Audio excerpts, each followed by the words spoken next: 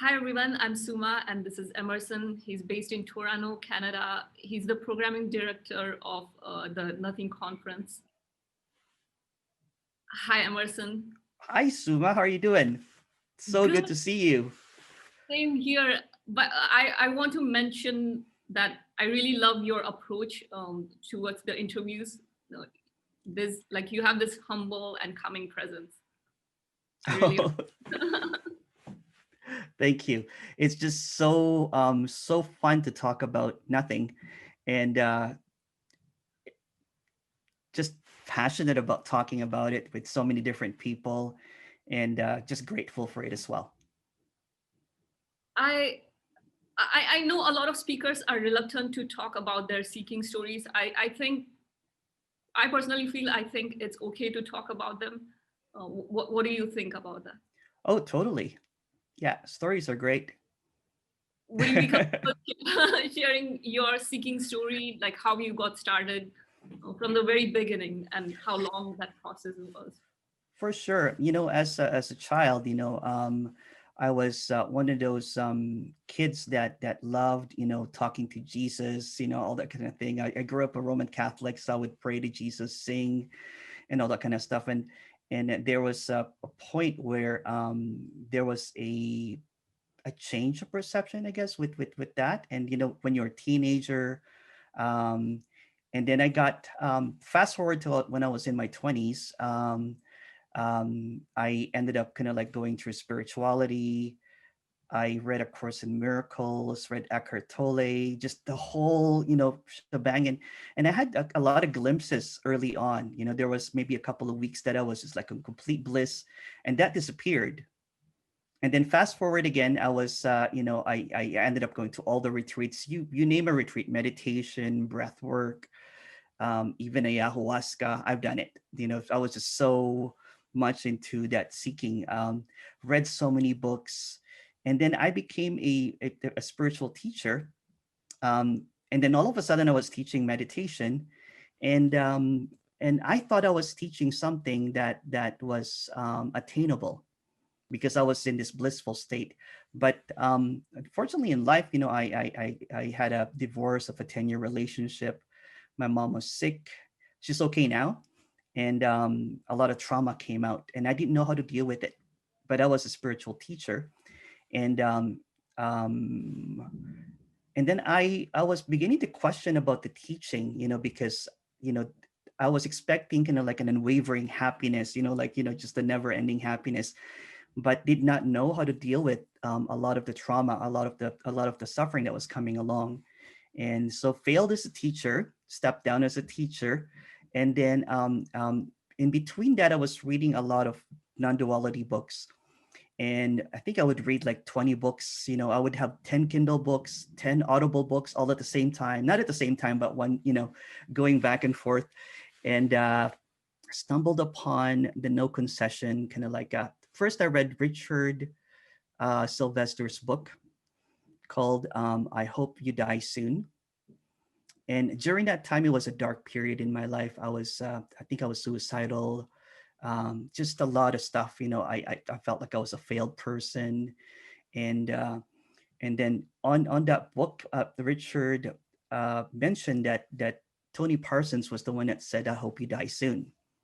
So I'm like, I have to find out about this Tony guy and then I found out about Tony, and then I found Jim, and was completely frustrated with the messaging, did not get it, and but was at the same time blown away with it. I'm like, what do you mean? There's no such thing as me or something, and so I moved to kind of like during the time to I moved to a remote island, kind of like went into self exile, uh, looked at the ocean, and um, um, my timeline is really bad. I have a really bad memory now, but and I went DJing. So I just instead of becoming a teacher, and I was one of those people that became vegan, uh, became holy, um, and became a teacher. And when someone kissed my feet, because they were thinking I was a guru or something, I ran to the bar and talked to a good friend, and I'm like, I don't know what I'm doing. This is not something that I want to do. There's a part of me that wanted to party and DJ. There's a part of me that wanted to meditate, and be holy and reach this enlightenment. And the funny thing happened is just that in all throughout this seeking kind of like thing, I gave up on seeking because I would watch Tony Parsons videos or Jim Newman's videos, and I would be like, I don't get it, and I would slam the MacBook or the laptop and just storm out. I'm like, okay, I give up. I just kept on hitting a wall after wall, and it was just like so frustrating, and I was getting desperate because I wanted enlightenment so bad. So bad, it was just like I think I even paid for a course that was a guaranteed enlightenment. Nothing happened, of course. um, so fast forward to after DJing for 4 hours, I sat down, and then the apparent event that never happened apparently happened, and everything was in perfection. Like everything was in perfect order, and then there was an apparent disappearance or dropping of me, and then it's kind of like once you see it, it can't be unseen. Everything was extraordinarily ordinary. So it was like a big kind of like, this is it. And then after that, they were like, oh, this is it. Oh, this is it. It's kind of like a shock that this is just so normal. And that's what apparently happened. That did not happen. Was it like an intense seeking for you, Emerson? How long was this, like an years of seeking? Yeah, yeah. There was one time that I was meditating for 2 hours a day, sometimes 4 hours, doing practices, breath work, yoga, you name it. I did it. There was a time that I was teaching it. Um, and there was a time that I was going to retreats after retreats, just a checklist of seeking. At one point, I thought that I had to be vegan. I had to purify my body. I had to meditate this amount of hours. I think there was a log that I did that I meditated for 10,000 hours. And still the frustration that I'm like, okay, there's no way of getting this. What are they talking about? So I went from teacher, teacher to teacher to teacher. And then I encountered, Tony Parsons and Jim and Andreas. And it just kind of like made sense. I love all the other speakers too. There's Jack, there's Scott Killaby, so many great teachers and speakers about this that I really, really admire. Joan Tollefson, I just discovered lately. Just so many great, speakers of something that can't be described. And since you were a spiritual teacher, I think you would be a great candidate to ask this question. Did you notice the pattern of this notion of being a spiritual junkie or a spiritual addiction? It was. It totally was. It was. And when I was early in my 20s, I used to go to raves and all that kind of stuff like that. So I think I just replaced going to raves and taking ecstasy and all that kind of stuff with spirituality. Um, and and uh and I just completely focused on that. And meditation. I was a meditation junkie. I would go to a room. Okay, check this out. I had a room before that I painted white. I would dress up all in white. I had a white kind of like a orchid, incense going. I had a white Buddha, I think, at that time, to feel really, really holy. And I would be meditating, kind of like, feeling really holy and saintly and everything, pure. And all of a sudden, my dog would start barking, and I would yell, "San Miguel, I'm trying to meditate here," and I'll go back into my holy state.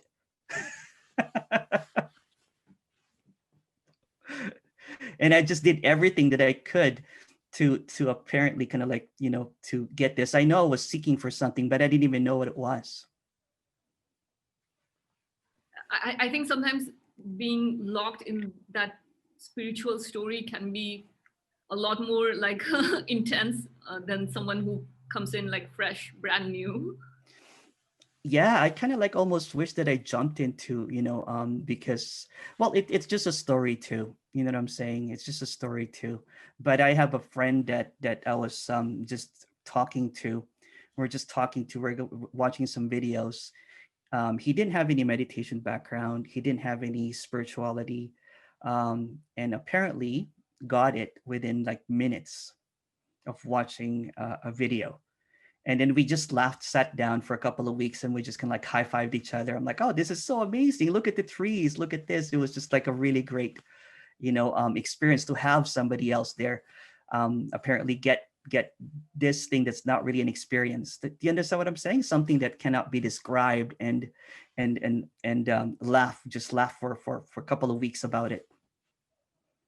So it sounds like for you, it was more like a gradual thing than like one spontaneous moment. That's just a story, but I think if even if I didn't do all of that spiritual stuff, I know some people are not going to like it. That it would have, because it happened while I was just DJing. You know what I'm saying? And after the DJing, it just sat down, and then I looked at the color blue, and I've never seen a color blue before. There was just a freshness to everything. I looked at the dust. I'm like, oh my goodness, look at that dust. It's perfect. This dust is perfect. And that did not require any meditation or any kind of like thing. It's almost like an unknowing of all of that. So in my opinion, this spirituality was almost a hindrance to this, because I had preconceived notions of what it was. I had this notion that it would be like an enlightenment would kind of like be floating in space kind of like thing, or going to a cave, becoming a monk and having no desires whatsoever. So I had this or becoming kind of like Ajashanti or Rupert Spira, you know what I'm saying? Then I would start speaking really slowly and all that kind of stuff.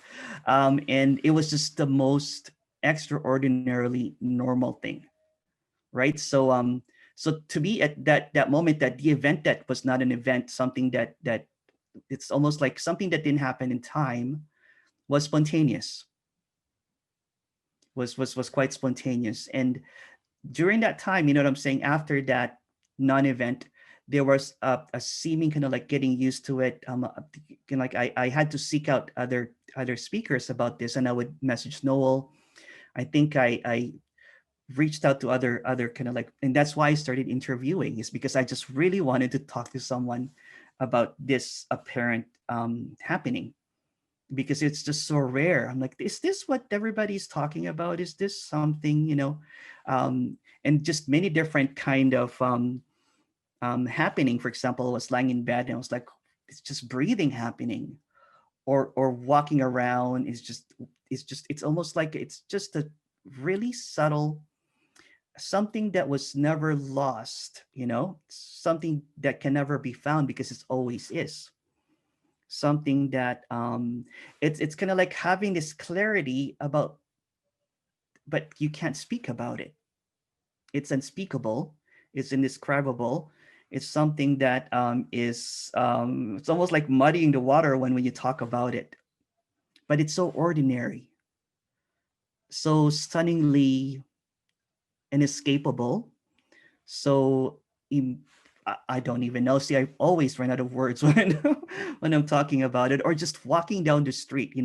Sometimes I'm walking down the street, in the street where I lived at, and then getting lost. I'm like, where am I? Kind of thing. Or can like see. Sometimes I'll look at the tree and the leaves. You know what I'm saying? Are moving in such beautiful way, and just getting mesmerized by that. Or walking down the street and seeing a red light. I'm like, that's a really fabulous color. It's just a red light, that I'm seeing while walking. Or playing with my dog, and just looking at my dog, and I'm like, oh wow, this is just beautiful. Or it's also sadness. For example, when my aunt passed away, um, I'm a kind of person that I'm the eldest of 5 kids, so I've been taught not to cry, to hold it in. I would go to a dentist, and my I had to prove to my younger brothers and sister that it's not painful. So I just take it in. So I had this shield. When my aunt passed away just a couple of months ago, I sobbed for the first time. I was crying, and it was just, I'm like, it's there's no more story behind it. It's just sadness pouring out. I don't know if that makes sense. It does. I think what you're pointing to is like even the idea of enlightenment. There can be so many polar polar opposite stories about it. Like sometimes it can be there's a concept that once you're enlightened, you're going to be very calm, you're going to be accepting of everything, and you're going to be like blissful, quiet. And the other extreme is like other stories are like, oh, I don't want to be enlightened because I don't want to lose control over my life. I don't want to, like, there are all these like polar opposite stories about it. It's it's made of like something really blissful or something really scary that you should be away from it. Otherwise, you're not going to live in a normal world anymore.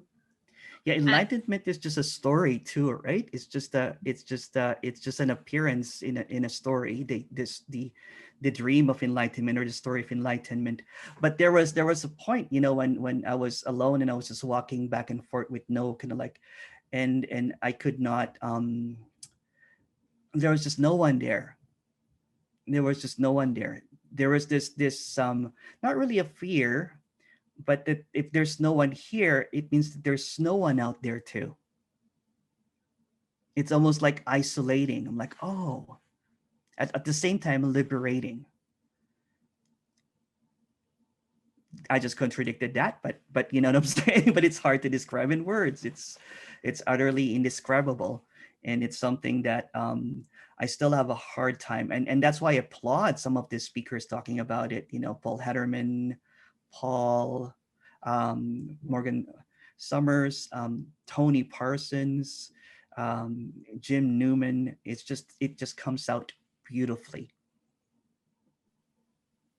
You know what I'm saying? They're able to hint at something that is um, impossible to hint at, but they're able to do that. All I could really say is just I kind of like it's just like a wow, and it's almost kind of like I borrowed this from Claire Parsons, Tony's partner. It's like a big wow, and then there's a subtle wow. It's kind of like wow, and you're like wow, and then there's a constant wow in every apparent situation. Just right now, this is wow. I'm seeing this non-separateness of the blue screen, and I don't know. like Paul mentions, everything is this conversation. Even finding it difficult to talk about is also pointing to this. Yeah, yeah. Or failing miserably at trying to point at this is also this. um, yeah, it's such a joy talking about it though. Are you still a spiritual teacher, or from what I hear, it seems like you stepped down from being a spiritual teacher? I did, yeah, I did. I had a couple of years ago, just a lot of confusion about that, and I was also going through some personal stuff, and at the same time seeking, relentlessly about this, and knowing that the life that I was doing, kind of like, I thought I found a purpose in life. I thought I found a purpose in helping others. Was not true, and I did not want to teach that anymore. I thought that by helping others, you can find liberation. I thought that the meaning of life is to be able to be of service to others, which is great, by the way. I'm not, or that meditation for me at that time, regardless if I did 10,000 hours of meditation, I would still have, moments of humanness, so I stepped down, and I just disappeared for quite a while.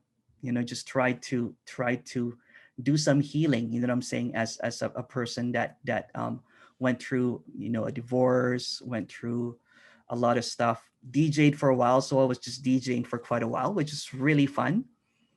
Just went to a small town and became like a local town DJ with no stories, with no nothing, but just DJing. And um, and then after that, I kind of like came home last Christmas to see my parents, and then my mom and my dad, they're elderly, and my mom has a problem walking right now, so asked me if I could stay. So I ended up staying, and right now I enjoy walking with my mom, rediscovering my mom, seeing how funny she is, learning my language again. I find language really, really funny now, especially my native tongue. I'm Filipino. And then my mom has a dialect of Waray. So I would ask her Waray, and just the oddest, or just the any words just crack me up, right? So it's like a new relationship with my mom, that I see how funny she is and how resilient she is. Are you able to talk about this with your mom? I try. I try to talk to it about with my dad and my mom and my brother. I try. But there's no more agenda to talk about this. You know what I'm saying? It's kind of like before, when I was in spirituality, I would try to change everybody. I would, like, be in their lives. So I'm like, oh, you should do this, you should do that, you should do this and that. Now everything is just perfect as it is. So if my mom is watching, she watches masses, and prays a lot, and that's perfect. That's completely all right, right? Nothing, no intention to change anything, and just appreciate that.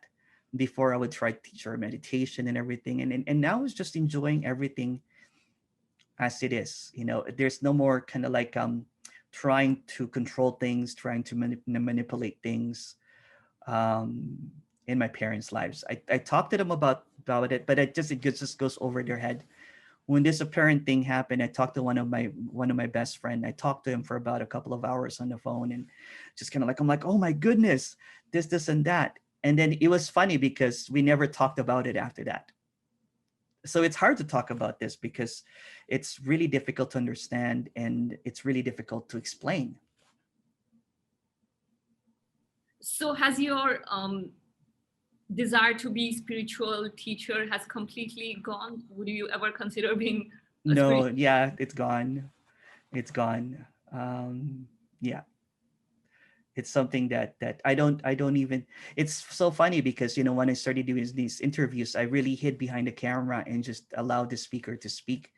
And I think one of the speakers said, Emerson, I really like that full version of that interview, can you release it? I'm like, okay, no problem. And then um and then we just got busy. We ended up interviewing so many different people, and we have almost an interview every day. And I just really don't have the time to edit myself out. But no, I don't really have any apparent desire to be a teacher anymore. What goes on for you at a personality level when you look back at all of that? It's just an apparent happening. It's just something that happened. um there is because there's no one, so there's just absolute forgiveness, for all of that. You know what I'm saying? It's kind of like, there was a time that I you know during that suffering time, that I should have just stuck to corporate. I should have not done this. What am I doing now? There's no more kind of like backtrack or narrative about that. It's just what happened, and it's just what's happening, and it's just perfect as it is. And it's liberating in that way.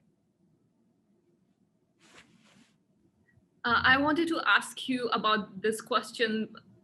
It's I noticed this in one of the comments by viewers, and I think you you would be able to comment more about this. Like when for people who are new to this subject, when they come across lines like "there is nobody here," "there is no one here," "there is nothing out happening," it's very confusing if they don't have the context.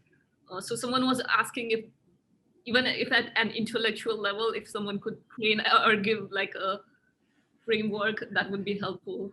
So I'll, how I'll do you explain if they I'll try. I'll try. The idea of Emerson. Emerson is just the name is just made up. It was given.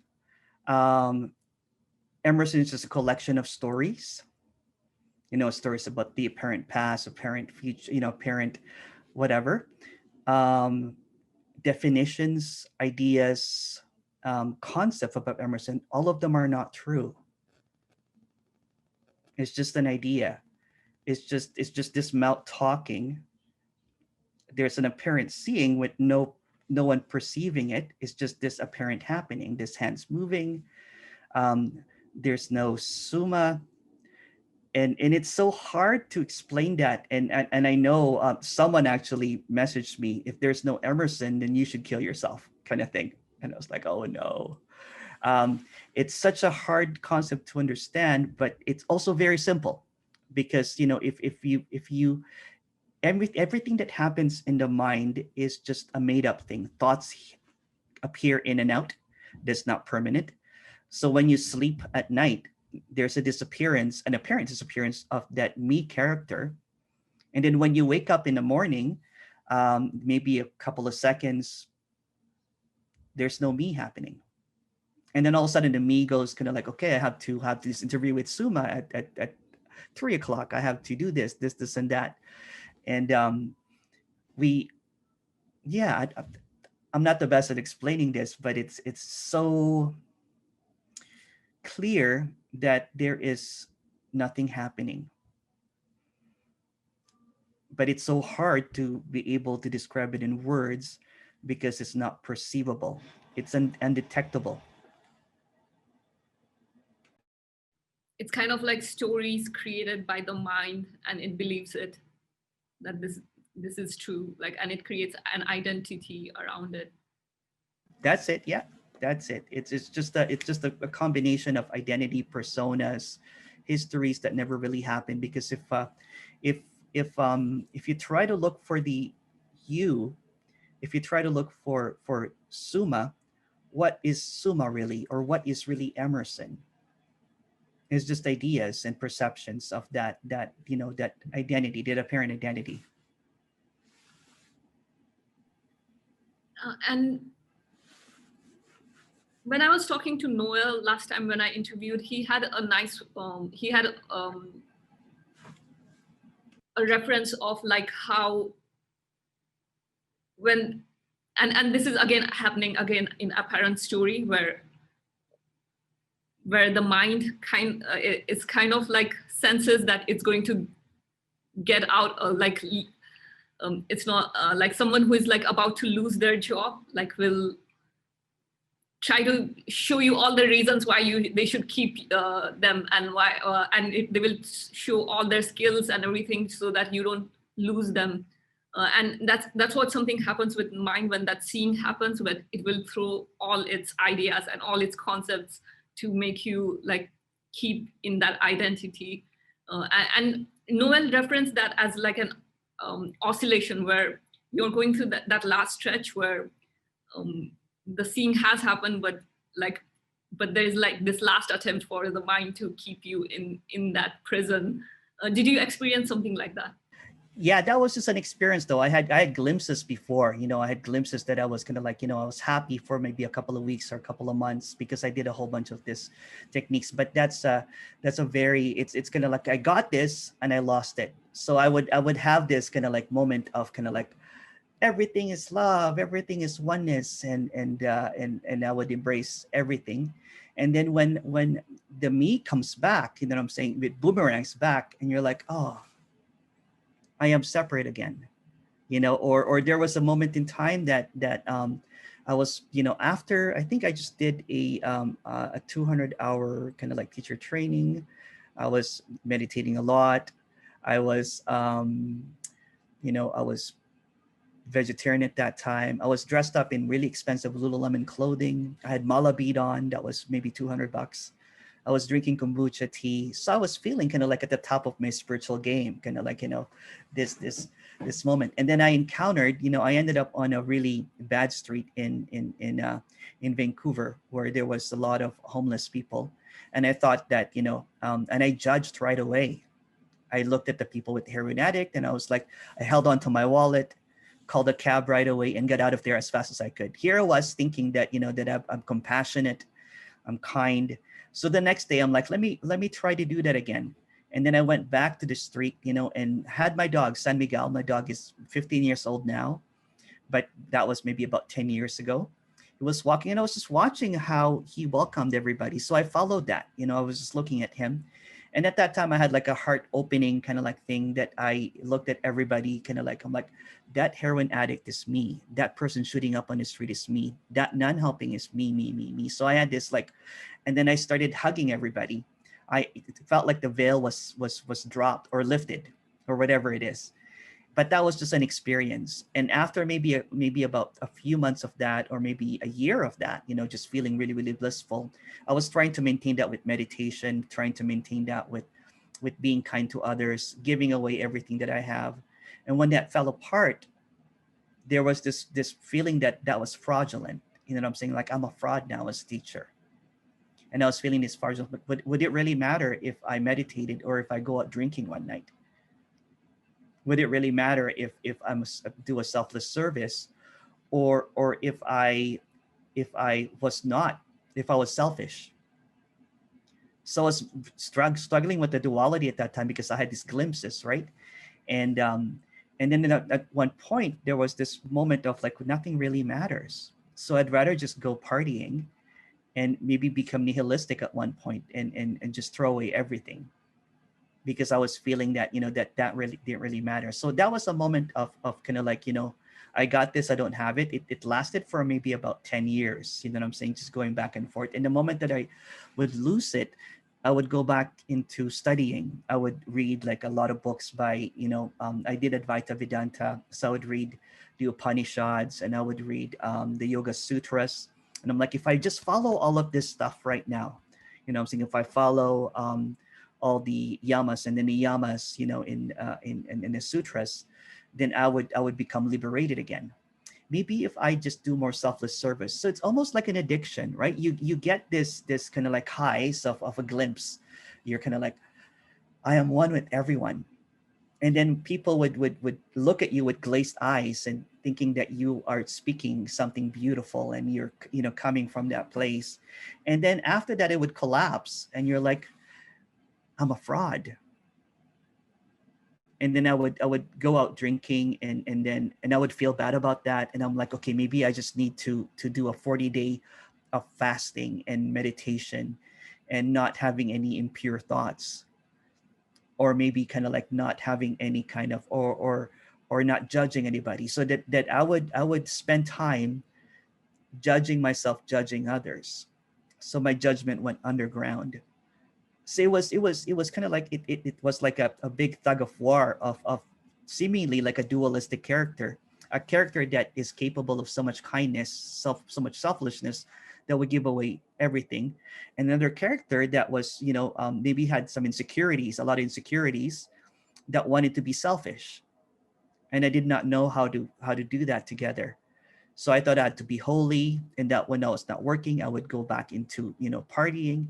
It was just big back and forth. So I had to step down, because, there were also, of all the kindness that was done, there was also a lot of wrongdoings that were done, apparently, right? So there's this polarity of good and bad happening all the time with the character. So when that was given up, when, when it kind of like, didn't care much about that. And then I encountered a lot of this non-duality message, that there's no good or bad, or this and that. Um, just dropped all of that spiritual seeking altogether. Yeah, I think that switching from seeker to finder, then switching back to seeker, it's like, it sounds like a lot, quite stressful. It was to a point that the character was really, really depressed and wanted to end it all, wanted to be, suicidal, and wanted the character to disappear, wanted the character to, went through, it's almost kind of like the disappearance happening, demolished the Emerson. It's kind of like it hit rock bottom after rock bottom after rock bottom up, lost everything, lost, and then when there was nothing, there was a seeming kind of like, I guess this is what's happening too. And then started listening to a lot of this non-duality speakers, got really frustrated. And when this apparent shift, that didn't happen, it was almost kind of like, it's like almost like carrying a big backpack full of rocks for a long, long time, and then realizing that the backpack was never there in the first place.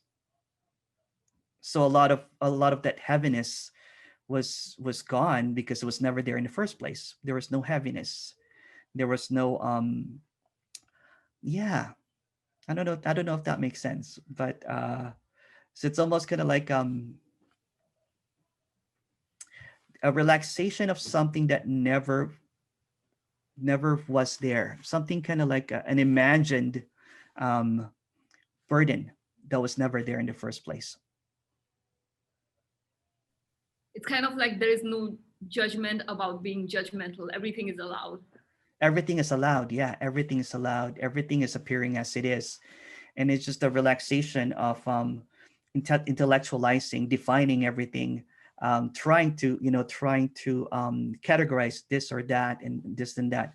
Judgment still happens. You know what I'm saying? You still pick, if you like, if I want to wear white today or a red shirt today, that kind of thing, right? That's still thing, but it's just happening as it is. There's no more persona, trying to hold on to stories or to that character. This is kind of like a difficult question, but because you you may not have any suggestion after this seeing, but if someone out there is like intensely seeking, like you were seeking at the time, what would you say to them if it's getting too much that they can't bear that seeking anymore? I would, just to be on, if they're going through a lot of suffering, then seek help. You know what I'm saying? If they're going through depression and all that kind of stuff like that, seek help. This has nothing to do with this has nothing to do with therapy. This has nothing to do with psychology. This is something that is um, outside of that. Does that make any sense?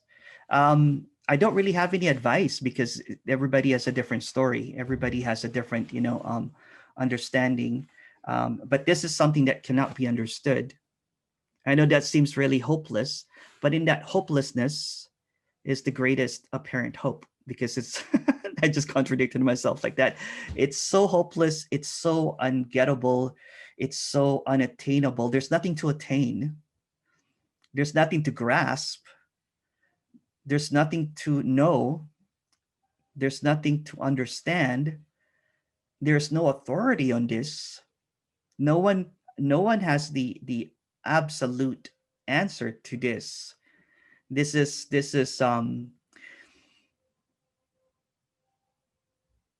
yeah, it cannot be it cannot be it cannot be a solution to something that is happening in a dream.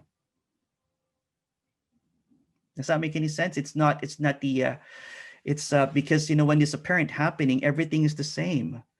It's not like the problems go away. That's not like your debt's going to go away. If you owe a lot of money, it's not going to disappear and all of a sudden you're debt free. It's almost kind of like it's almost like an apparent growing up. You know what I'm saying? And not escaping this anymore, because this character escaped this a lot, in the past, right? Escaping through meditation, escaping through partying, escaping through um, getting caught up, with stories, escaping through anything. But this beautiful thing, this freedom is inescapable. It's this unconditional love. I used to talk about unconditional love in a different way. This unconditionality of this is inescapable. So in that unconditional stuff, anything and everything can happen, everything can appear, and that's quite all right. And in that everything, giving advice may happen or may not happen, listening to advice may happen or may not happen. That's right. Yeah, that's right. Whatever is occurring. It's just lifing itself. It's just life, happening. The one of the thing that I always hear, some of the speakers saying is nothing is happening. And to me, that is so clear, because in the absence of a me, there's no one this is happening to. It's just a happening that's happening. And it's not even cryptic. It might sound cryptic, but if for example, nothing is happening, but when you start asking, but how come this is, Nothing is happening, but everything is apparently appearing in this empty fullness. It's I want to talk normally about it, but it's so hard. You know what I'm saying? It's just so clear when it said that there's nothing happening, and then full stop.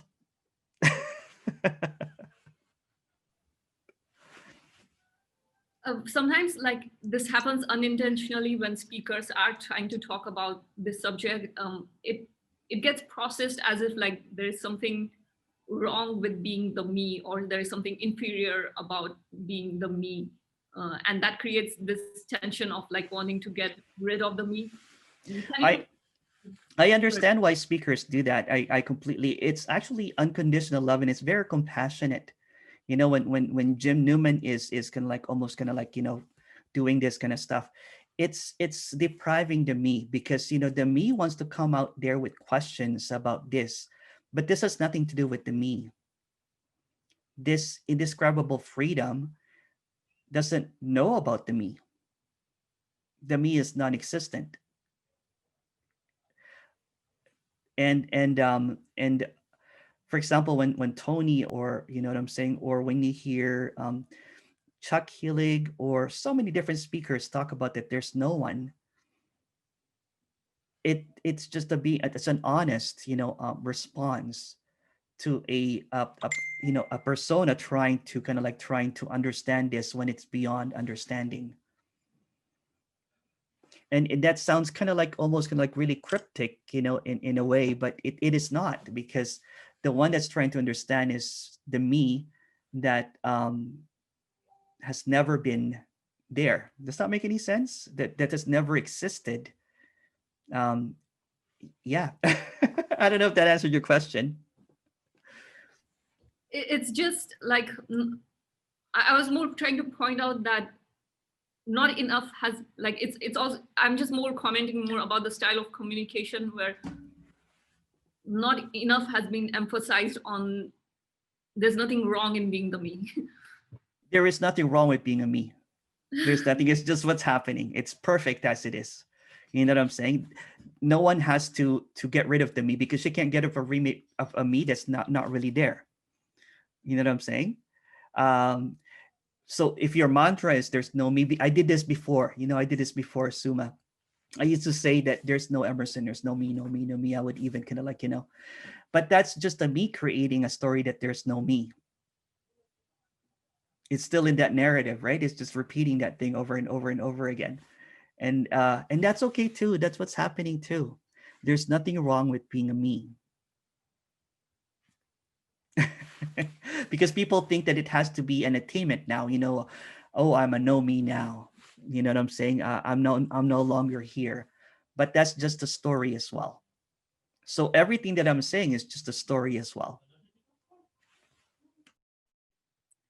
I want to go back a little bit in your story, Emerson. How did you discover non-duality?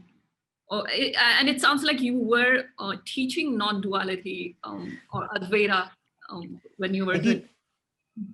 No, go ahead. Sorry. When you were spiritual teacher, it seems like you started with advaita teachings.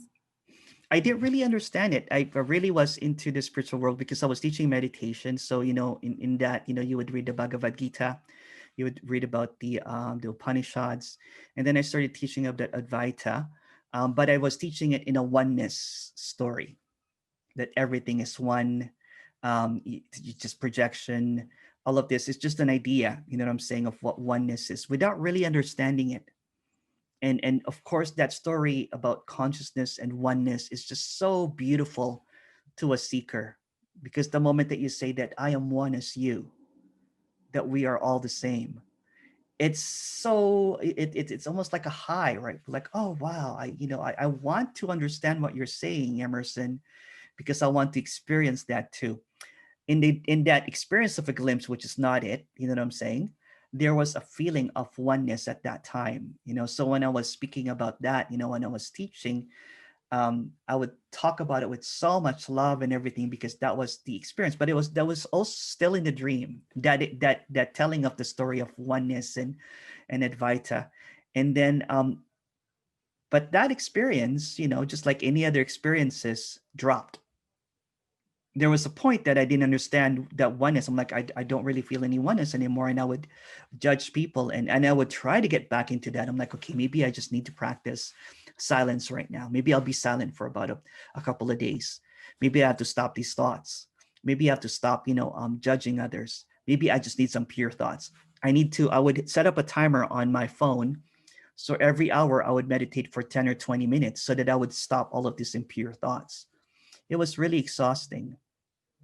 And I would meditate, and I would wake up at 4 o'clock in the morning, do 3 hours, because I didn't want that Emerson character, that was a partier, that was, fun loving, to come out, because I was really repressing that, right? So I was teaching Advaita in a very wrong, I don't even want to say wrong, a different version of it. Non-duality it's not that what I was teaching. It's unteachable. It's not a teaching. So I was teaching people on how to become liberated, on how to become happy with like me. So the bad part about that, or the negative part about that, is when something, for example, when I was going through a lot of traumatic stuff, like ending a 10-year relationship, or going to a bad relationship after a bad relationship, which is perfect anyway. But just for the storyline, it was not the could not cope with it because I was teaching that everything is oneness, that everything is an expression of love or a call out for love. So the answer will always be love, that kind of thing. And I didn't know. So I just had to be compassionate all the time. I had to be loving all the time. So this stuff that we're talking about right now is not that. It's completely different from that. This one is something that is beyond knowledge. It's not a knowledge. It's not wisdom. No, there's no authority to it. There is no perceiver of it. There's no one doing it. It's just what it is. It's just it's nothing appearing as everything. Nothing appearing as nothing, speaking to nothing. So the other one, which is oneness and consciousness and raising our awareness and being mindful and meditation, is still in a spirituality, still in a dream kind of like situation, right? So this one is non-duality is not two. It's see, I'm really poor at explaining this, but it's happening as this. So when people are watching this, it's happening as it is. There's nothing lacking from this. There's nothing needed to be added from this. This is just full as it is.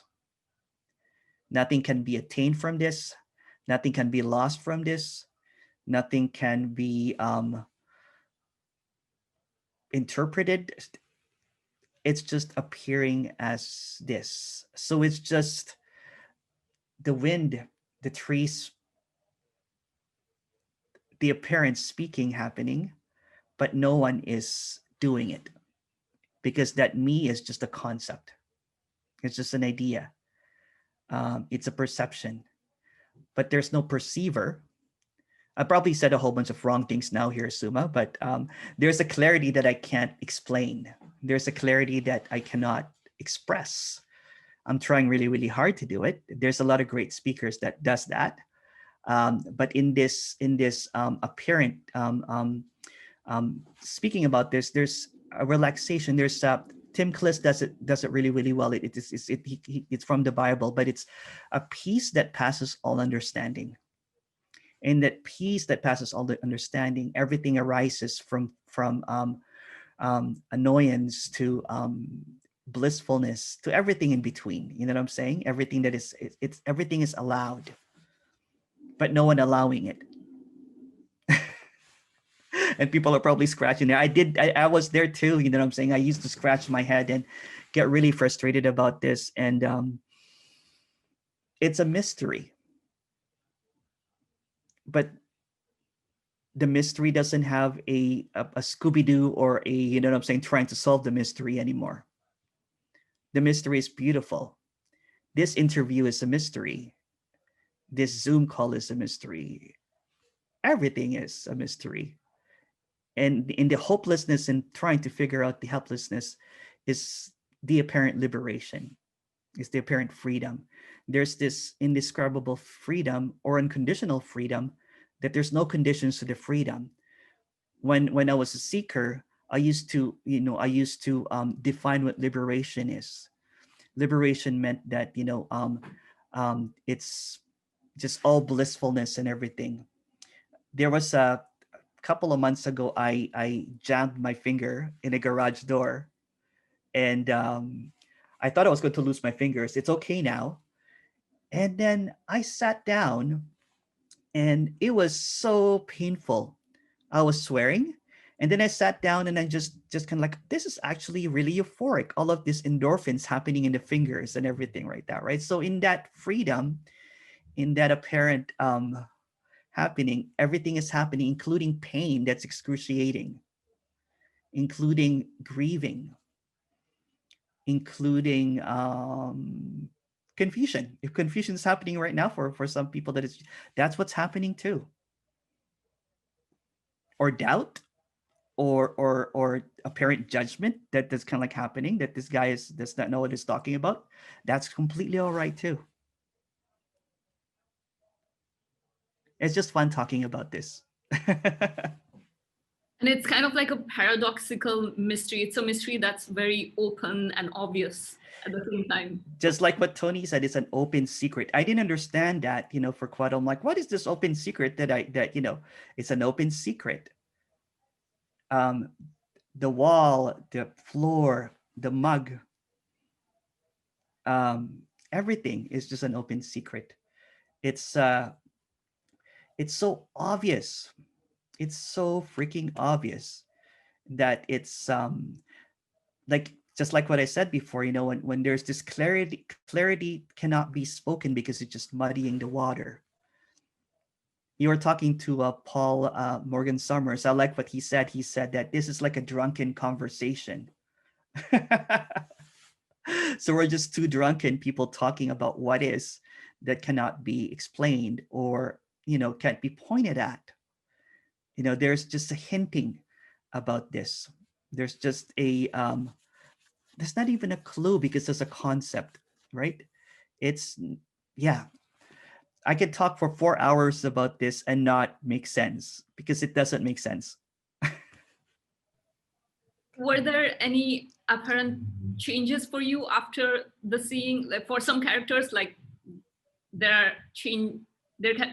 It's different for every character. Like some characters leave their old life and do completely something new, and there are some nothing changes. They just carry on like they just woke up from sleep. I don't think there's big changes. You know what I'm saying? I don't think that there's gonna like a massive change in everything.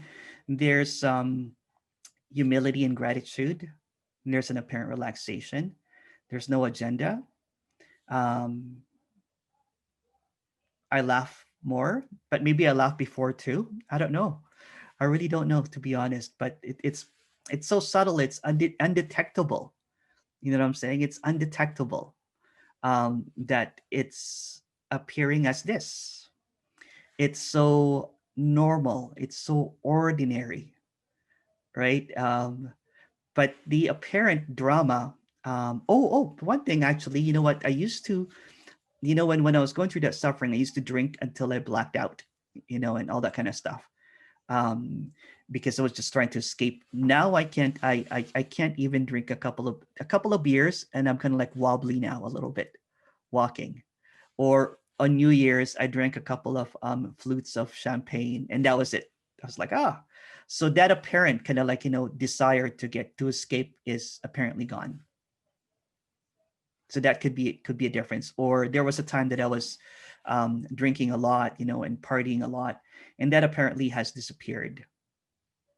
If it happens, I'm saying, if there's a party, I'll still DJ and party, I'm saying, but there's no more escaping it. I'm just in the party now, not trying to get out of the party, um, or not trying to escape what's happening, not trying to avoid things. There was the character wanted to avoid things when it became too painful. Right now, everything is allowed.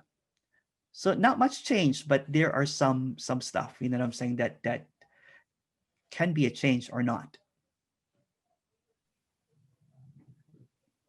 What was your experience interviewing so many different speakers? What did you learn from talking to them?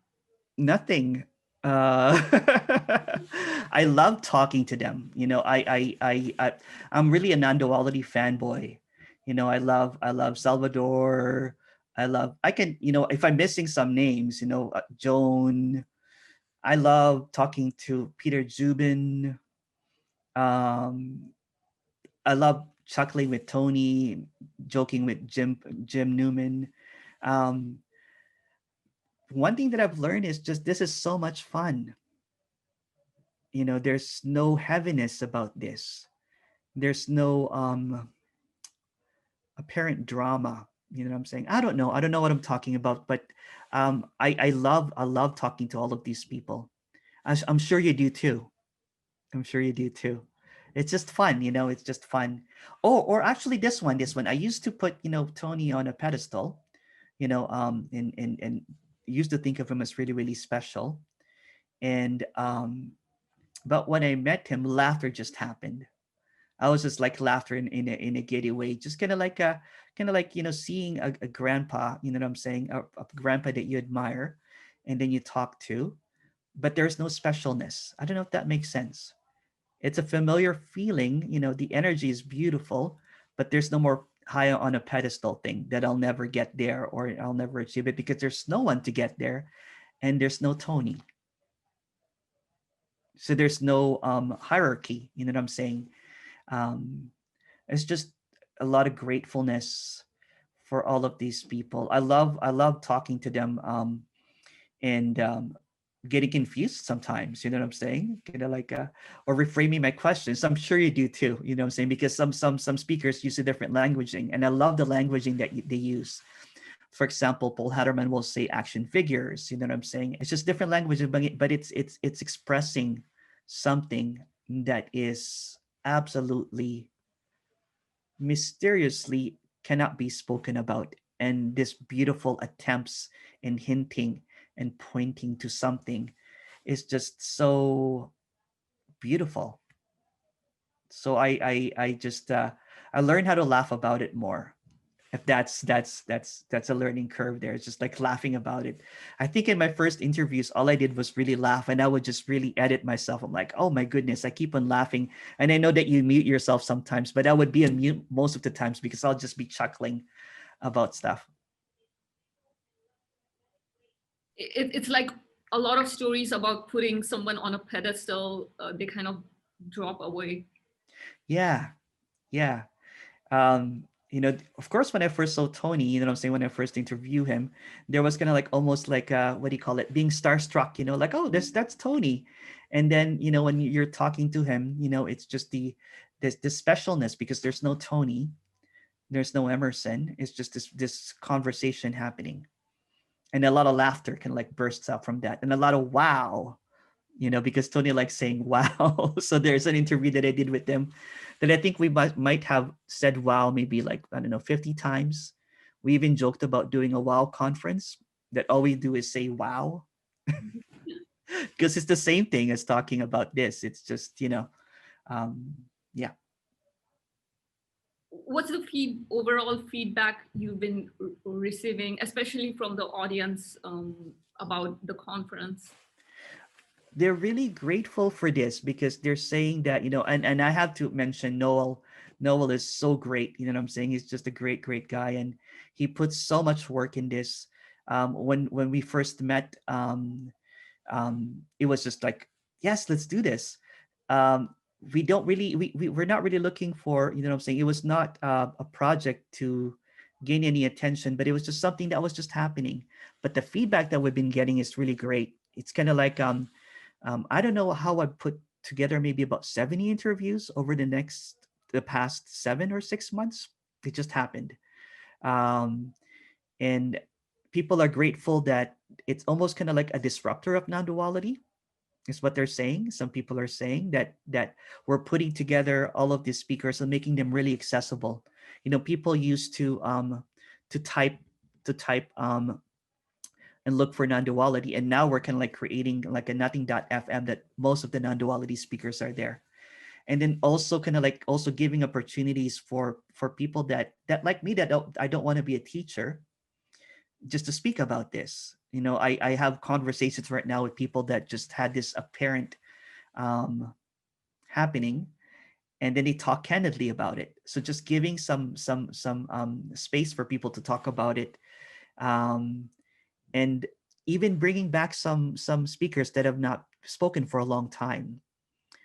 So there's a lot of excitement about it. There's a lot of really great feedback that we're getting. It's almost kind of like people are really grateful that we have this nothing media happening. That I don't know how it even happened. It just kind of like, it's just a fun thing to do. And I have a full-time job right now too, and I'm doing this nothing media. Sometimes I hope my work is not watching this, but I put more hours. You know what I'm saying? With nothing media. Sometimes I kind of like, make, I like editing. I know you like the same thing, talking to people, putting the video out there. And I'm usually off social media. I don't really have a social media thing, because I don't have any desire for that. But I open up social media for the nothing media, and then people often message me, being grateful for it, being grateful for what we're doing. What is like one of the most sorry, you were you going to say something? No, no, no. What is like one of the most question that you get asked by some viewers?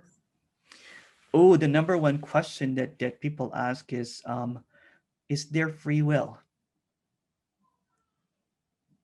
That's the number one question. The other one is that's the number one question. And there's so many more, but that's the one that comes to mind right away, is there such a thing as free will? It's a very simple answer, right? If there's no one, who's having the free will?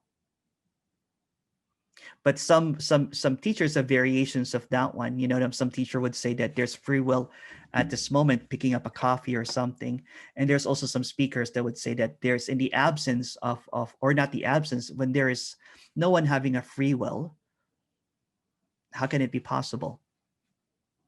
And I'm sure there's so many speakers that shares that more, eloquently than I do.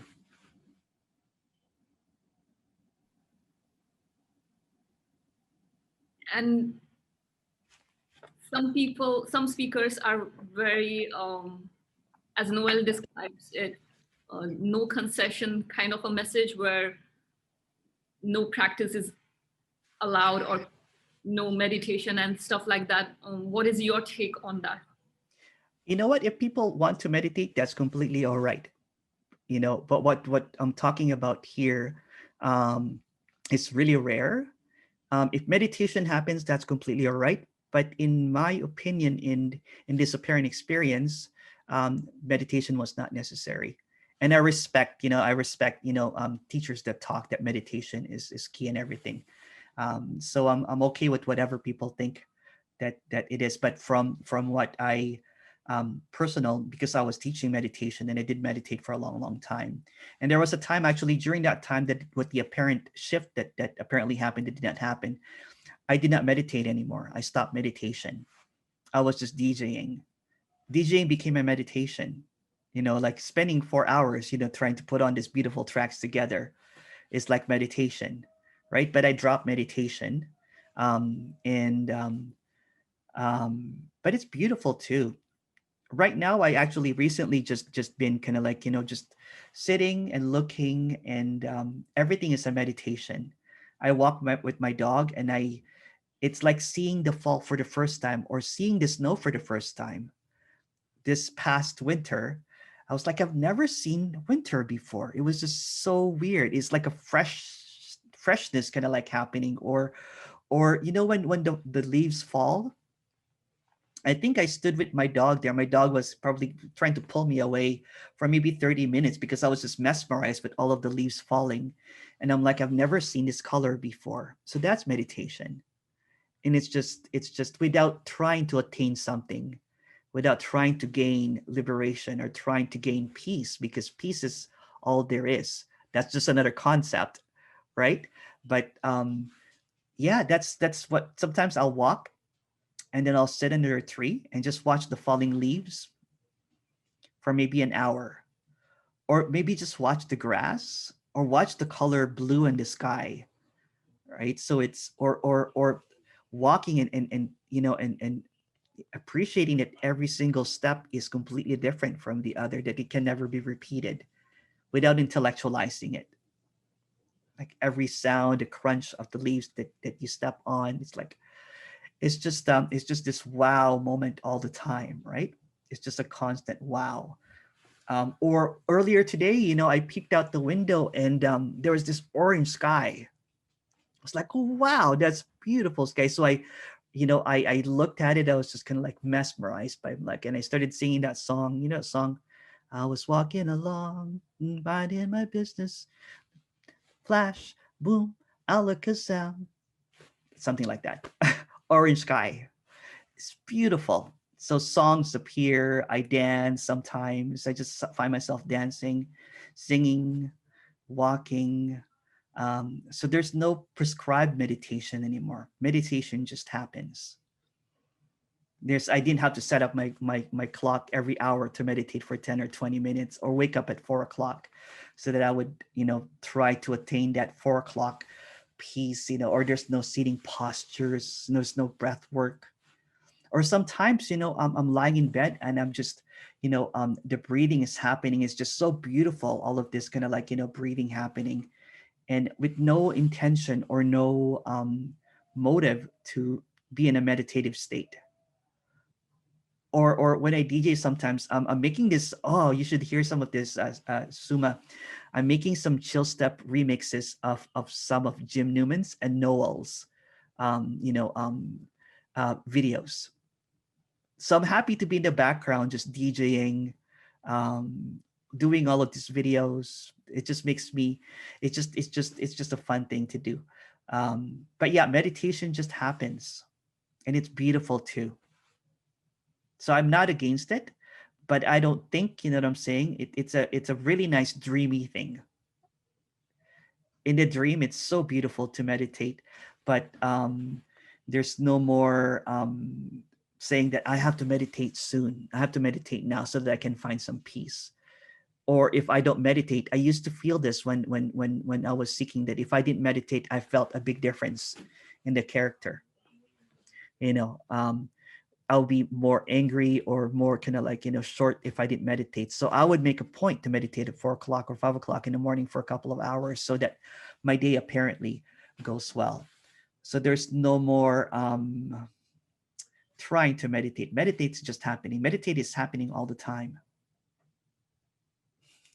And sometimes I feel like it's Noel has used a nice word for describing this, like some non-duality snobs. Like I feel like sometimes it goes in opposite direction. Like if you talk about meditation or spiritual experiences, that means you're not. Yeah, there is something going on. Like you are not. There is still a me. Like and it's not like that. Like it's That's not for me to judge. You know what I'm saying? If meditation's happening, and that's completely cool too. That's just um I talked to many different teachers, and speakers, and this might come as a criticism, you know what I'm saying, or people might criticize me for this, but sometimes I feel that they're two completely different things. Like the no concession, or you know what I'm saying, is a rare thing.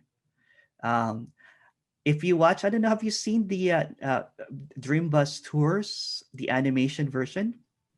some of it. I've not seen the whole of. I saw some clips, not the whole thing. Watch episode 10. You know what I'm saying? It better describes what I'm talking about, right? That there's different stuff, and that's completely okay. You know what I'm saying? There's an earnestness in a lot of these teachers to help others. So people that would perhaps kind of like go with therapy and non-duality, that kind of thing. That's what's happening too. There's an earnestness. They really want to help people, and it could be really helpful for the me. Um, you know, but on the other hand, what's being talked about here is not about therapy or meditation. It's none of that at all. Does that make any sense? I'm trying to make a distinction between kind of like a therapeutic meditation and all of this kind of like nice stuff that people do to help the me. Yeah, And there's so that it can be merged a little bit. yeah. So and then there's other thing that is completely kind of like a there's nothing needed, because how can you need meditation? How can you add something to what already is? How can you get to a state of something that is not a destination? This is not a destination. This is not an end game or anything like that, right? So people think that they have to meditate, do these practices, do this, all of this different stuff to get to this path or this destination. This has no locality. It's not a personal thing. This what I'm talking about is so impersonal that there is no one that meditating, because when you apply that someone's meditating, there's a me meditating trying to attain this. On the other hand, if you know what I'm saying, meditating can just happen looking at trees, sipping water, talking. You know what I'm saying? It's just what's happening. So meditation, that's it. There's a descriptive and there's a prescriptive thing, right? The prescriptive is if you read this book, if you meditate, if you practice kindness, and there's nothing wrong with that. Nothing's wrong with that. If you um, and then there's other thing that it's just a description of what's happening. So it's not really a teaching, it's just a description. It's just speaking about what is. It's speaking about the clarity of this that cannot be spoken about, the and what it's not as well. And then there's other one that's saying that, you know what, if you meditate every day at 4 o'clock, and you know what, into some me that might work to be able to liberate from that me. Maybe that's you know what I'm saying. That could be helpful. Sometimes it could be integrated. I don't know, but I appreciate both. And it seems like non-duality is still like a very small niche compared to what happens in the commercial mainstream spirituality. I think Very there is it's very small right now because not a lot of people understand what it is, because it's beyond understanding. There's no such thing as non-duality, really. It's just a concept as well. So saying non-duality versus spirituality is the same thing. It's just two words. How can be, it's just words appearing as non-duality and spirituality, or ideas about non-duality or spirituality. Um, so even calling this non-duality is so is a big misperception of it as well. The reason that it's really small right now is because this message is really rare. It's very challenging for the me, because it challenges the me, and it's almost kind of like annihilates the me. It's trying to not trying to, but the me shrieks, kind of like is petrified of this messaging, because it's that disappearance, that there's no more me to be enlightened, no more me to be liberated, right? Because you know liberation implies that there's a me that needs to be liberated, when everything that ever really is everything is already liberation. you know um and non-duality is, I think, you know what, Tony or Jim, or say that this might not be popular, but I think it will get popularity soon. But there'll be different versions of it. You know what I'm saying? There's going to be different ideas of it. But the rare non-duality that we're talking about here, that I like talking about, is no one would want this. a character would not want it because it means that annihilation of that character. If I would have known, what I'm saying, if I would have known, this is just a story, but if I would have known that I would go through so much suffering and all of this kind of like losing everything to apparently not see I'm lost in words again, to apparently for this to happen that did not happen, the character would have never wanted this. It would have probably stayed as a teacher or as a corporate guy and not wanted this, because this is almost like losing everything. To some characters, really devastating, because because you had, it's almost like when they say that when the tigers got your head in its mouth, it will not let go. I know that's just a story, but it's like that. It's kind of like, oh no, I want out, but I can't get out until I die, basically. So it's almost like a death wish. And no one wants a death wish. Nobody would want a death wish, because this is like a death of the me, right? And it's so excruciating for some characters for this. And some characters is just okay. It's just, I think Andreas talks about it like, it was just, I think he just wanted some high before, and he was kind of like, but it was just really ordinary. This apparent thing was very ordinary, but the apparent story prior to that was very excruciating. A lot of suffering, a lot of polarities of character. The character went completely good to sometimes bad, and really bad to sometimes good, just going back and forth, that kind of thing. Or I got this, I don't have this. It's almost like schizophrenic. It's almost like the character has gone mad because it's got its head, um, grabbed by the tiger and won't let go. So no one would want this. Yeah, I think that waiting time once you are in it and completely hooked, that can be quite like you can it can be quite intense. Suma, how about you? How was your seeking? That should be my interview.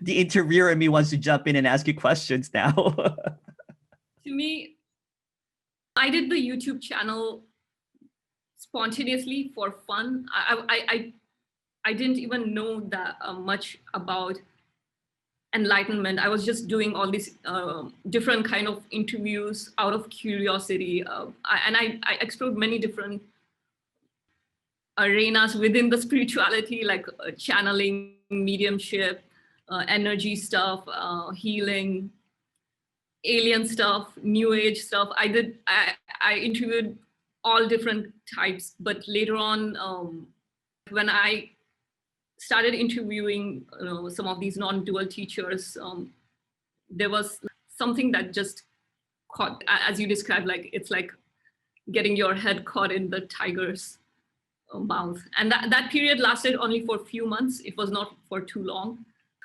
It was like it was like a happy accident. There was like a small time period of like few months where when you start seeing it, you realize like, I just want to be out now. When you start. Yeah. So I went no through, escaping this. No escaping. yeah, I went through a few months of that, and then it was not a very long period. But I can relate to that time when it's you're just there's a readiness. Yeah. When I was speaking to you earlier, I'm like, Suma's dead. Do you recall the apparent happening? I know it. You know what I'm saying? The apparent, there's no moments, but do you recall the moment of the apparent happening? I can relate to a lot of people when they say that it's not what you thought it would be like. It's very it's very ordinary, but at the same time, it was also very familiar. Like, although like I had these ideas about there's going to be some kind of like oneness experience, I'm going to feel like very blissful and everything. it was nothing like that. It was very ordinary, but at the same time, there was a sense of familiarity that mm, although I had all those ideas, I felt like I kind of somewhere knew that it was going to be. It's beyond your. It's almost like, it's something that you can't really. It's so ordinary that it's almost a disappointment. Yeah, Yeah, like a bad joke. it is. It is. There was actually a time that because I stopped listening to Tony and Jim for quite a while, right? And I'm like, let me play it back and see how that, because to see how if I understand that now, because I used to get so frustrated. I think I laughed for 2 days. I would put on Jim, and I would just be like in hysterics. I would be like laughing so hard. The moment that someone would ask a question, I would be tearing up and laughing. And I'm like, oh, I can't stop this. This is so funny. This is so funny, because those were the questions that I was asking before. And what Jim or Tony was saying was just so clear that it can't be, you know what I'm saying? It's just so razor sharp clear. Did you have a moment of laughter in clarity and that kind of stuff? I had, I felt a more like, I didn't realize like there is, even if you're like a relaxed character, I didn't realize like there is such a heaviness in being a me, even if you're a relaxed person.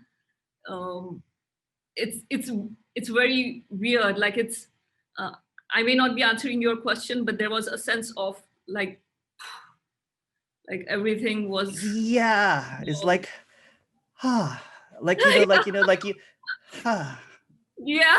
right? Yeah, like there was like I felt like everything just dissolved, and it's such a big relief. I because you don't I didn't realize like carrying like some of these imaginary stories and engaging in them can be such a big, it can be a lot of work. All the lies, you know what I'm saying? All the Yeah, lies, all the stories and that kind of stuff like that. And they just kind of like not really drop, because dropping makes it look like that there was something there. But it's like waking up from a dream and you're like, oh, that was just a dream. You know what I'm yeah, saying? I'm making a story here. These people might think it's like that, but I'm saying, but I'm just making an analogy, right? It's kind of like, when you have this dream that you lost someone and you're crying. Have you had that dream?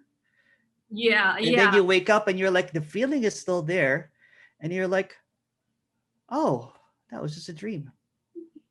There's a lot of lightness to it.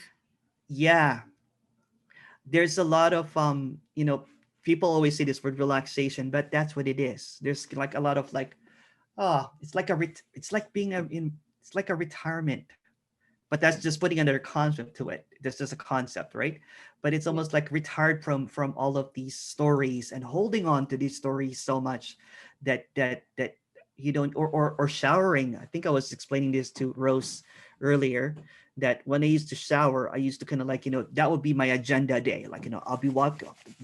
I have to make these calls. I have to do this emails. I have to do this, everything. Now showering is just showering. I shower and it's just like, I love showering, the soap, the smell of the soap, the water kind of like coming down, looking at the water and some of it trickling, kind of like the lights and everything. Sometimes, saying you also talk about what you're going to eat, and that's completely okay too. So everything appears, but there's almost like uh, an opportunity to allow everything as it is. Does that make any sense? Do you have yeah, those too? yeah. I can completely relate to what you are saying. There's nowhere else special to be where you want to be. Like it's right here, and you see that a lot more clearly because all those stories of creating, oh, there is something special happening there, I have to be there. It's seen through what the mind is doing to you. Like it's always trying to entice you with all these different stories, and now there's no one in there to listen to them. And also now I can relate to like how a lot of these speakers like you also struggle with trying to point to that, because it's kind of like asking someone to it's kind of like an invisible prison. And how can you ask someone to get out of an invisible prison? I know. But there's, like, when I had the glimpses before, as a teacher, right? I was blissful and everything. I wanted people to experience this, you know what I'm saying? Not this right now, but that apparent kind of like blissfulness, and trying to teach it. But with this apparent happening, there's no agenda now to teach it, because it is just, it is. It doesn't really matter. You know what I'm saying?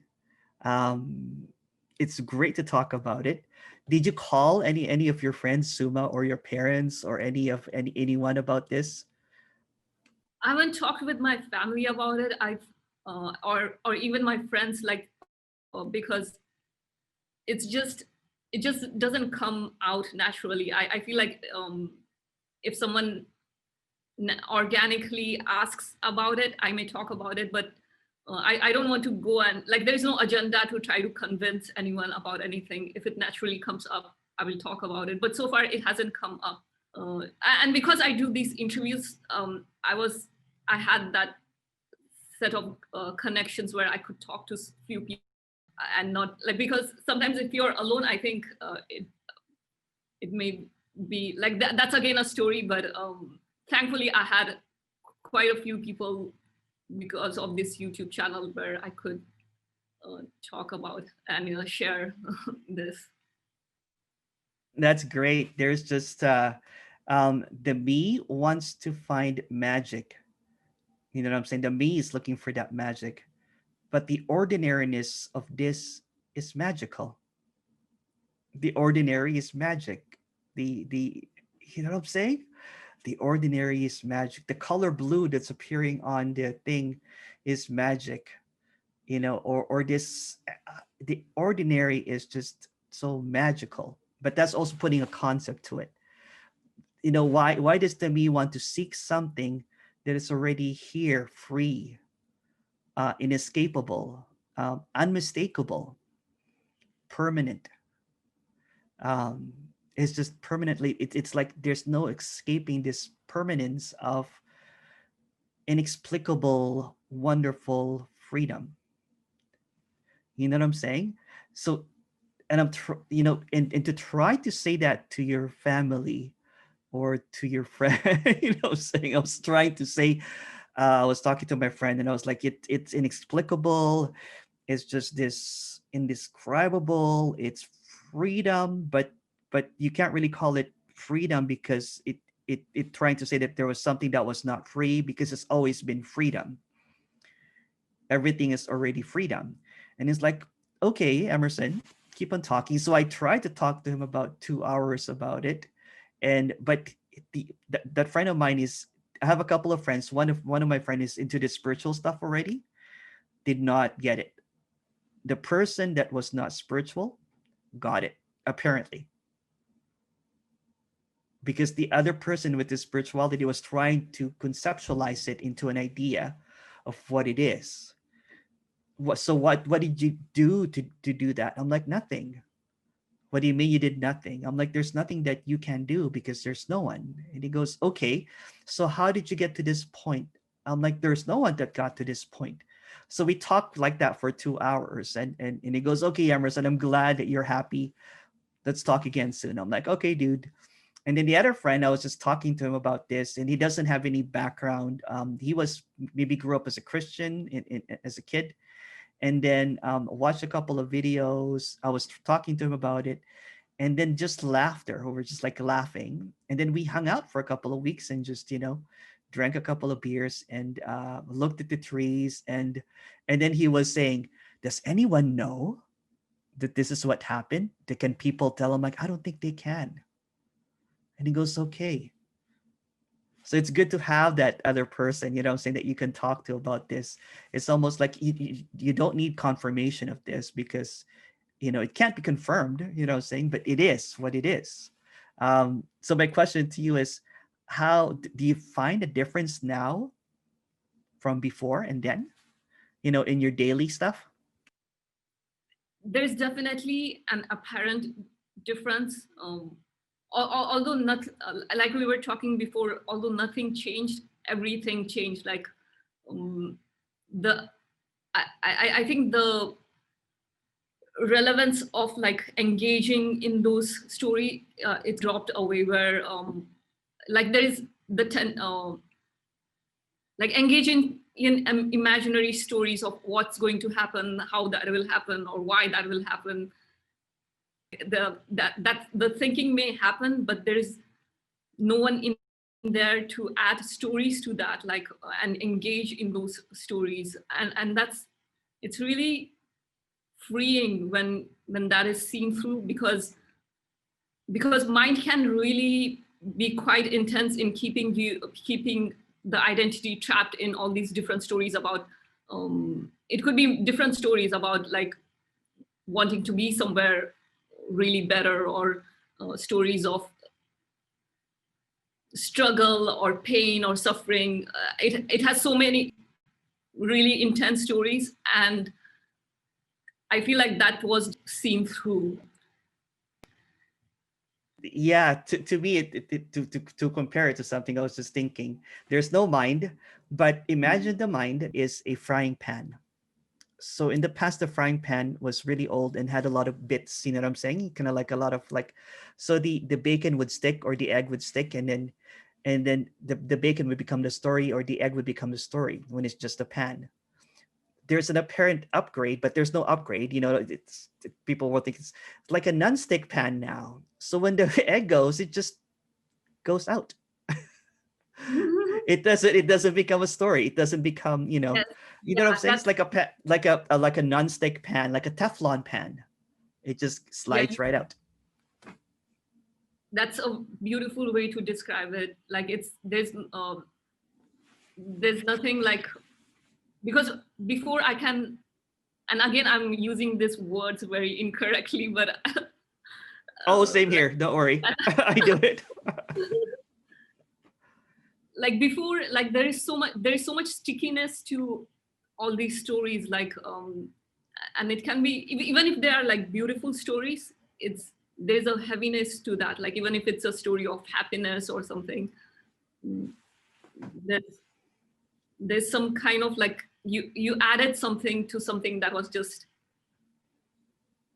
light and free. That's right. That's right.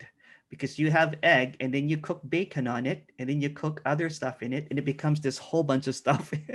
Yeah, It becomes a storyboard, right? yeah, Right now it's just like a sliding of the stories. It's just like, oh, it's just a story. It's just seen as it is. Thoughts arise and they come and go. But what the me does is holds on to that thought and then recycles into a story, into a narrative. And then because there's no me, so it tries to attach us into that story to make itself relevant. I It's think just what a you did, sorry, I didn't mean to interrupt. no, go ahead, go ahead. Your hand gesture kind of beautifully describes it. It was like this before, and now Yeah, it's it's open. trying to hold on, and it's just like, it's just like an open hand. You don't even know your hand is open, but before it was just this trying to hold on to something. It's Yeah, it's someone asked me before, and I'm going to ask you the question.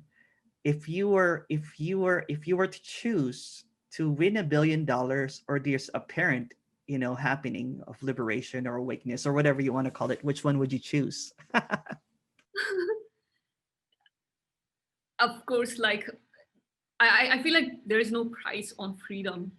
This is like you could be a billionaire and be still a prisoner. Like you would still be in the prison, and there's and freedom is priceless. I Beautiful would rather be answer. rather be free than in a $1 billion prison. Ah, that's a beautiful response. Yeah, yeah. I think I was telling someone about this, that no matter what happens, if I become a billionaire or on the streets, it's okay. It's just what's happening. It's the experiencing. It's just the experiencing of this is because I have this character has experienced like highs. It's kind of like being in a roller coaster, and the roller coaster you can't get off, so might as well enjoy the ride. But in a Yeah. roller coaster, sometimes there's kind of like, oh my God, this is too high. And then it drops and you're like, yay. And then it's like, it's just going, you're waiting for the drop, you know? But beautiful response. Um, yeah, it's a liberation that cannot be defined, because you know what I'm saying? It's like, it's just so, it's a peacefulness that is beyond description, Yeah. because it's in that peacefulness, or in that liberation, anything that arises, anything, tragedies, traumas, and everything is just apparently happening. It's not a bypassing of it, because people think it's a bypassing. It's actually an acceptance with no one accepting it. Yes. Yeah. Yeah. There's no more kind of like a catcher of this story, that I am accepting this, then I must be liberated. There is no I am liberated. So in essence, it's kind of like, I used to do the I am that, or I am this, you know what I'm saying? I used to write down, I am Emerson, I am a DJ, and all of that exercises. But I am is still a dream. So there's no more I am. And that's liberating as well. Well, that's a concept again. You know what I'm saying? So did you go through that? I saw some of your videos. You did UFO, you did the channeling thing. I also did that. Not interviewing, but I actually went to the retreats. And actually at that time, I was just mesmerized by it. I was like, oh wow. And and then of course I did a whole bunch of, did you go to any retreats at all, Suma? I've never been to a retreat.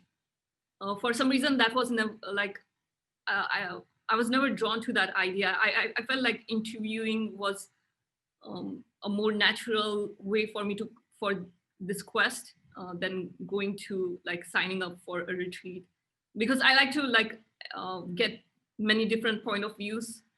A retreat is more like I wouldn't be able to speak about it, but because I've never been to one.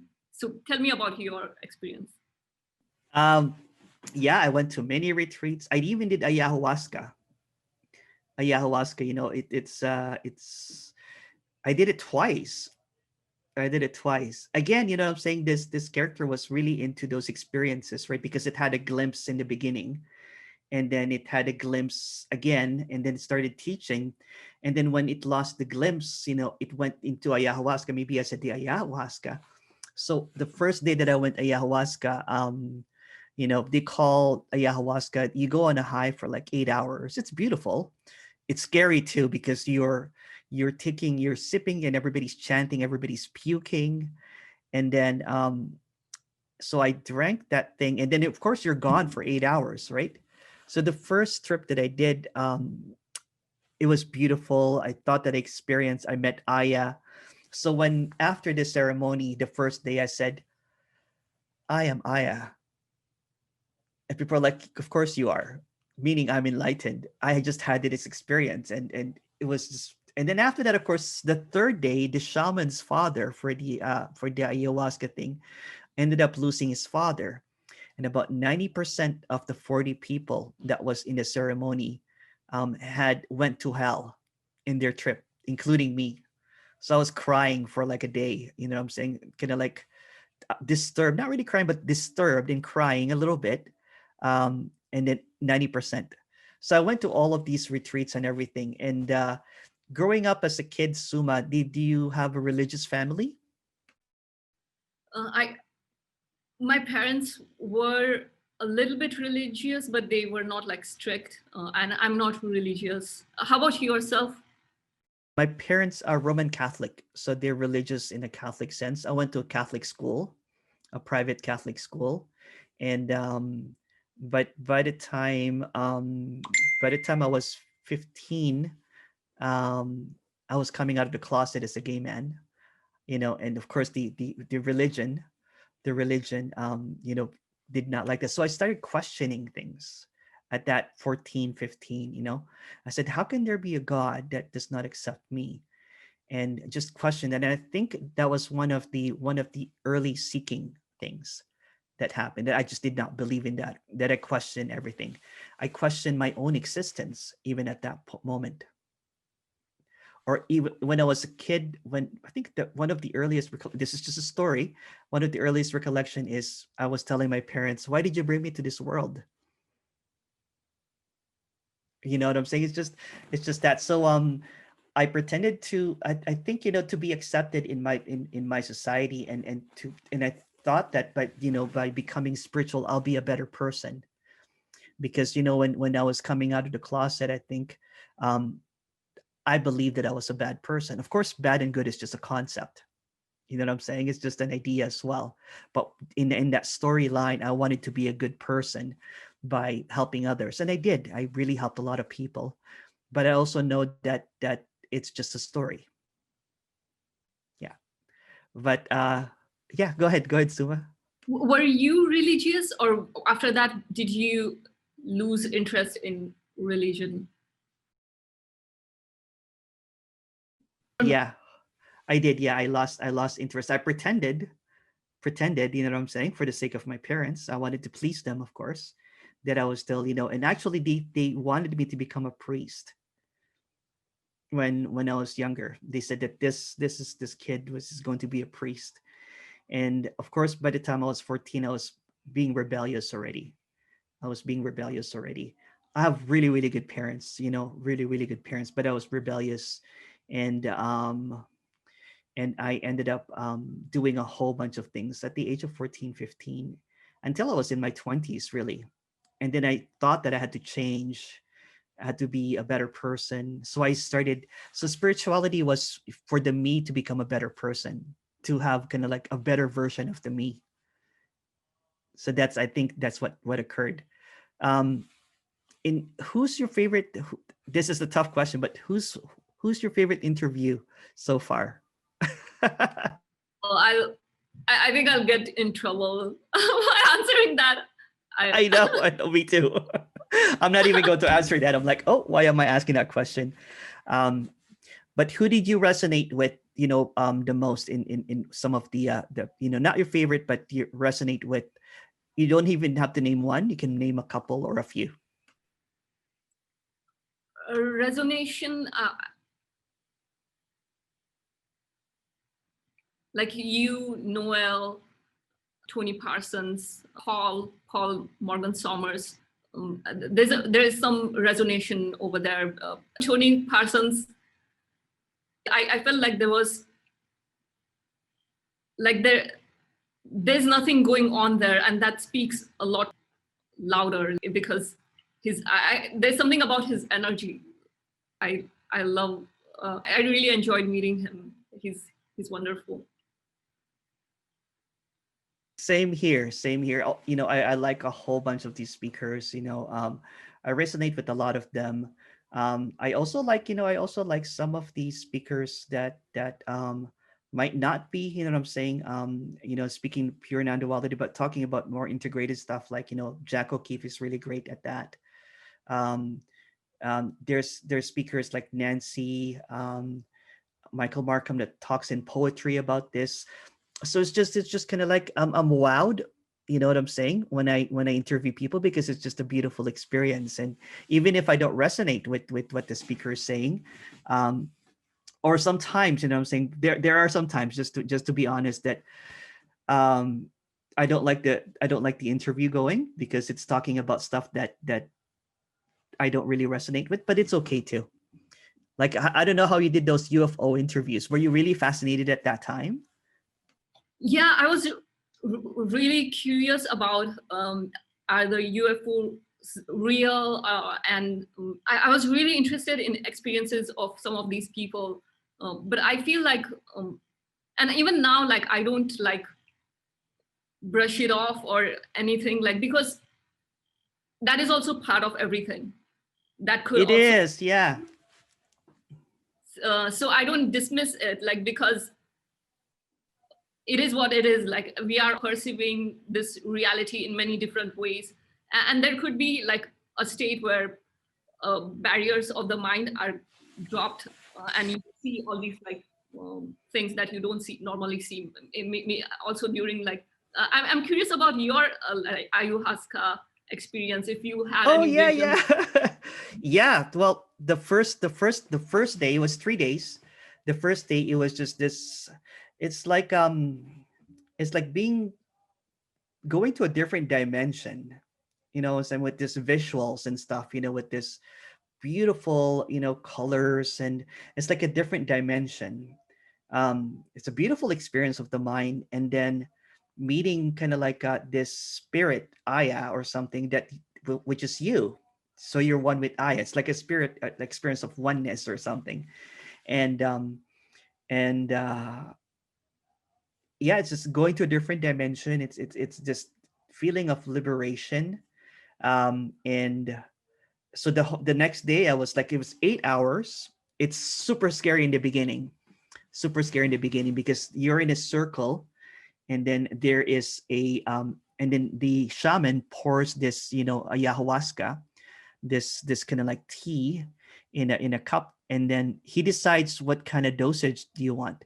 And at that time, I was going through some trauma, I was going through some problems in my life. Everything was falling apart kind of thing, and I wanted to liberate and that kind of thing. So it's almost like I needed like a liberation experience. So that first day it was so amazing. The second day it was okay. The third day, I went to hell. The character went to hell, saw hell basically in destruction, and was really bothered. So it was this polarity of experiences, this really euphoric enlightenment, like angels and whatever, that you're enlightened, into this other realm, which is hell, with carnage and blood, and it was just horrible, horrible, horrible, horrible. And it also felt great that 90% of, not really great, but it felt comforting that 90% of the people also went that, because the shamans, so there was an energy there, what I'm saying, there was an energy there.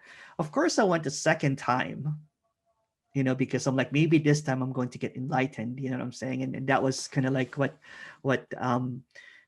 but the second time was also okay. But I don't think, what, these are just experiences, all of these glimpses. Sometimes I see a teacher that had a glimpse, and then they teach that from that glimpse, they try to hold on to that glimpse. And that's what I did before. I had a glimpse that lasted maybe for a couple of months, and then so I kept on chasing that glimpse. I wanted to have that experience again in any shape or form. And then I had a big glimpse, that lasted for maybe even for a year. I think it was a year. So um, but it was something that I had to maintain. So I would meditate, I would do this and do that. But before that, I went through a whole bunch of series of retreats, teacher trainings, read so many books. So I was really earnest in seeking. I really, really wanted I was surrendering to it completely. But when I saw it as a fraud or something that was not true, I went back to my old ways.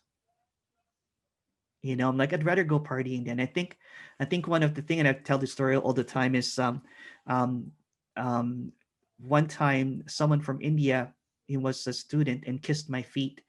And I'm like, oh no, what did I get into?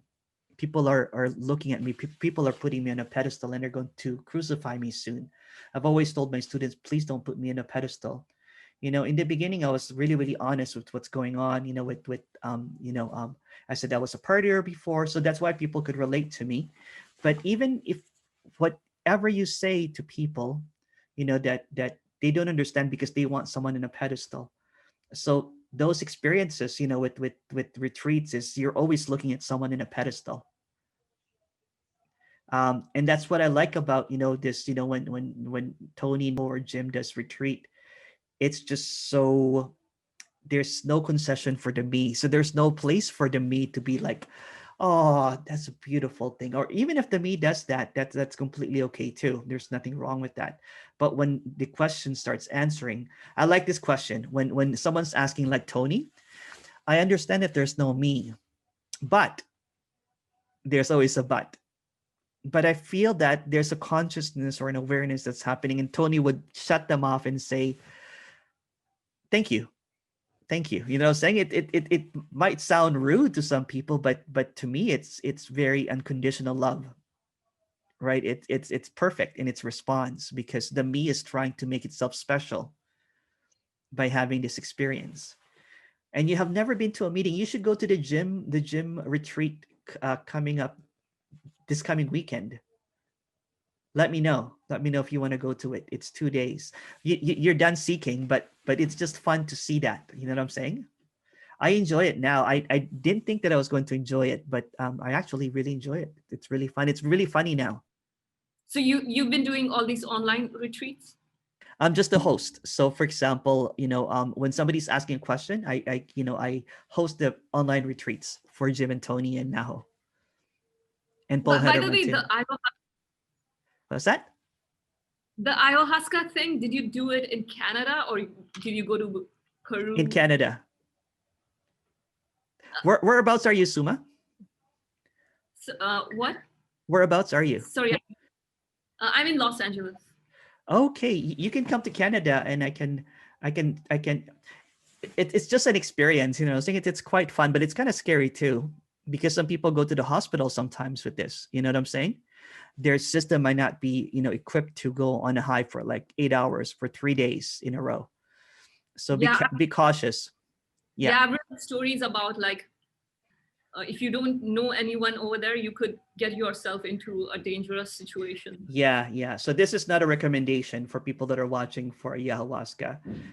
That's what's happening for you, but just be cautious with it, right? It's just an experience. Any psychedelic experiences are just experiences of the me.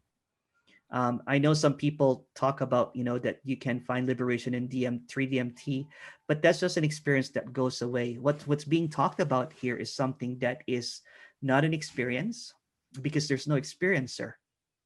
It's just an experiencing. So if there's no experiencer, then it's just an experience experiencing itself. So when people talk about psychedelics, you know what I'm saying? They're like, oh, let's do this. Although some people, you know what, I know some people that have had glimpses because of psychedelics. I think Andreas did. I think Andreas did at one point, talk about that. But have you done any psychedelics, Suma?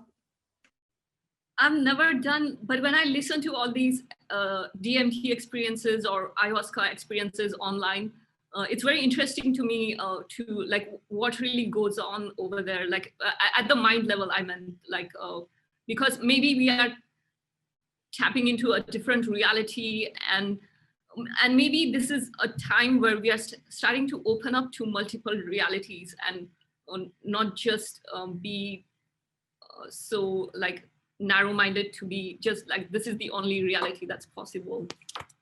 Well, I've tried DMT as well. See, I'm really just a partier, you know what I'm saying? That somehow got into spirituality and then went back into my partying ways, and now everything is okay, spirituality or not. So when I was 20s, someone gave me a DMT, and it within like 10 minutes, it took me to a different dimension. And it only lasted for about 10 minutes, but that was mind blowing. Again, be careful, I'm saying, people that are listening to this. It's not a recommendation, this is just a sharing for this. um, and then I tried it again, um, but I have a funny story about that. When this apparently happened, I was curious to see how would it feel with DMT, so I did it again, I'm saying, just recently, about 2 years ago, or maybe I can't remember the time, but it was actually really cool experience. I'm saying, it's almost like tapping. It's almost like, um, I don't want to say more aware, because there's no awareness, but there's just kind of like a heightened experiencing of this. It's really fascinating. I'm like, oh, it's almost like I could see that there's no time in this. I could see that there's no space. I could see that everything is just appearing as it is. And there's just a warped vision of reality, but that's what it is too. Right. So it's kind of like a seeing with no perceiver of what's occurring in a different lens. I don't know if that makes sense. Um, and it's just euphoric, and it's just a different dimension. It feels like a different dimension, but it's just appearing as an experience. You know what I'm saying?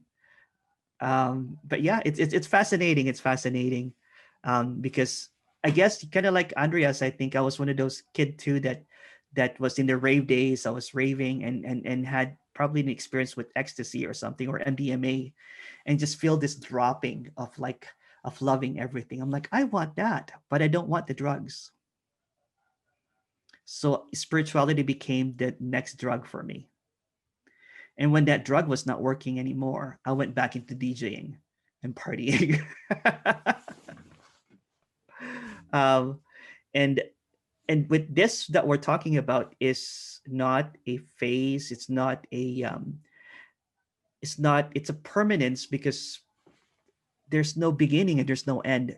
Did you find that too, that Suma, that this has always been here, so this can't be found because it was never lost. Yeah, it's not an experience. It's not like something that comes and goes. It's just there, and it appears in different shapes, colors, feelings, emotions, forms. Yeah, shapes, apparently, colors, energy, and in empty fullness, in boundlessness. And uh and some people are probably going to like think that, oh, he's speaking kind of like cryptic now, but it's so hard to, it's not cryptic at all, because that's what I thought. Did you think when you were talking to Paul, or sorry, to Tony Parsons, that it was cryptic in the beginning? um, Not Tony as much, especially compared to some of the really older spiritual teachers. That seemed cryptic to me, where it seemed mysterious. Like it seemed like they are talking in like riddles. Uh, but compared Yeah, to no, that, no, Tony was really clear, but you're right. Like, when I used to read like, I Am That and Nisargadatta and all of that kind of stuff, it seemed kind of like so mystical. There's a mystical kind of like aspect to it. But with Tony is just so direct and clear. And there's so many great speakers. I just don't want to single out Tony, because there's so many great speakers out there that talks about this so clearly. Although it can't be talked about, but they somehow manage to talk about it in a way that there's clarity to it for no one. There's an understanding and an unknowing at the same time. I like that, actually. Right? Do you like that one? It's like an understanding and an unknowing at the same time, because no one's understanding and no one's knowing. yeah, yeah, it's a paradox. Do you like some speakers, Emerson? They like they're not like intentionally dismissive about spiritual experiences or anything, but it seems like some of them are like some of them. Uh, but in your case, like what is your take on those kind of things? I'm not a teacher. I'm not even a speaker. Just a personal thing about it. I don't think it's necessary, because there's no one to be to have this prescription of. You know what I'm saying? Um, but I do admire, teachers that does this, because I know that earnestly they're trying to help, but there's no one to help. In the absence of no one, you know what I'm saying? Yeah, you know what I'm saying? It's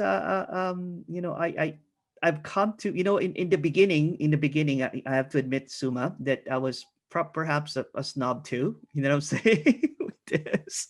But speaking to so many of these speakers, I have grown an appreciation for a lot of them. I'm not just saying that because I'm interviewing them that I'll get in trouble. It's genuine. You know what I'm saying? That some of these people are like friends to me now. And I know that some of their what they're talking about is prescriptive sometimes, and I know that it's the me is still in the dream, you know, so to say, and that's completely okay. That's completely all right. It's kind of like having your brother that is still meditating and doing these practices. I'm not going to tell him to stop doing that. He likes it. You know what I'm saying? It's not it I don't have an agenda to kind of like, hey, that doesn't work and everything, just get off of that or whatever. That's what makes him happy. if he comes to me and if asks me, Emerson, I want to talk to you about non-duality, then I talk to him about it.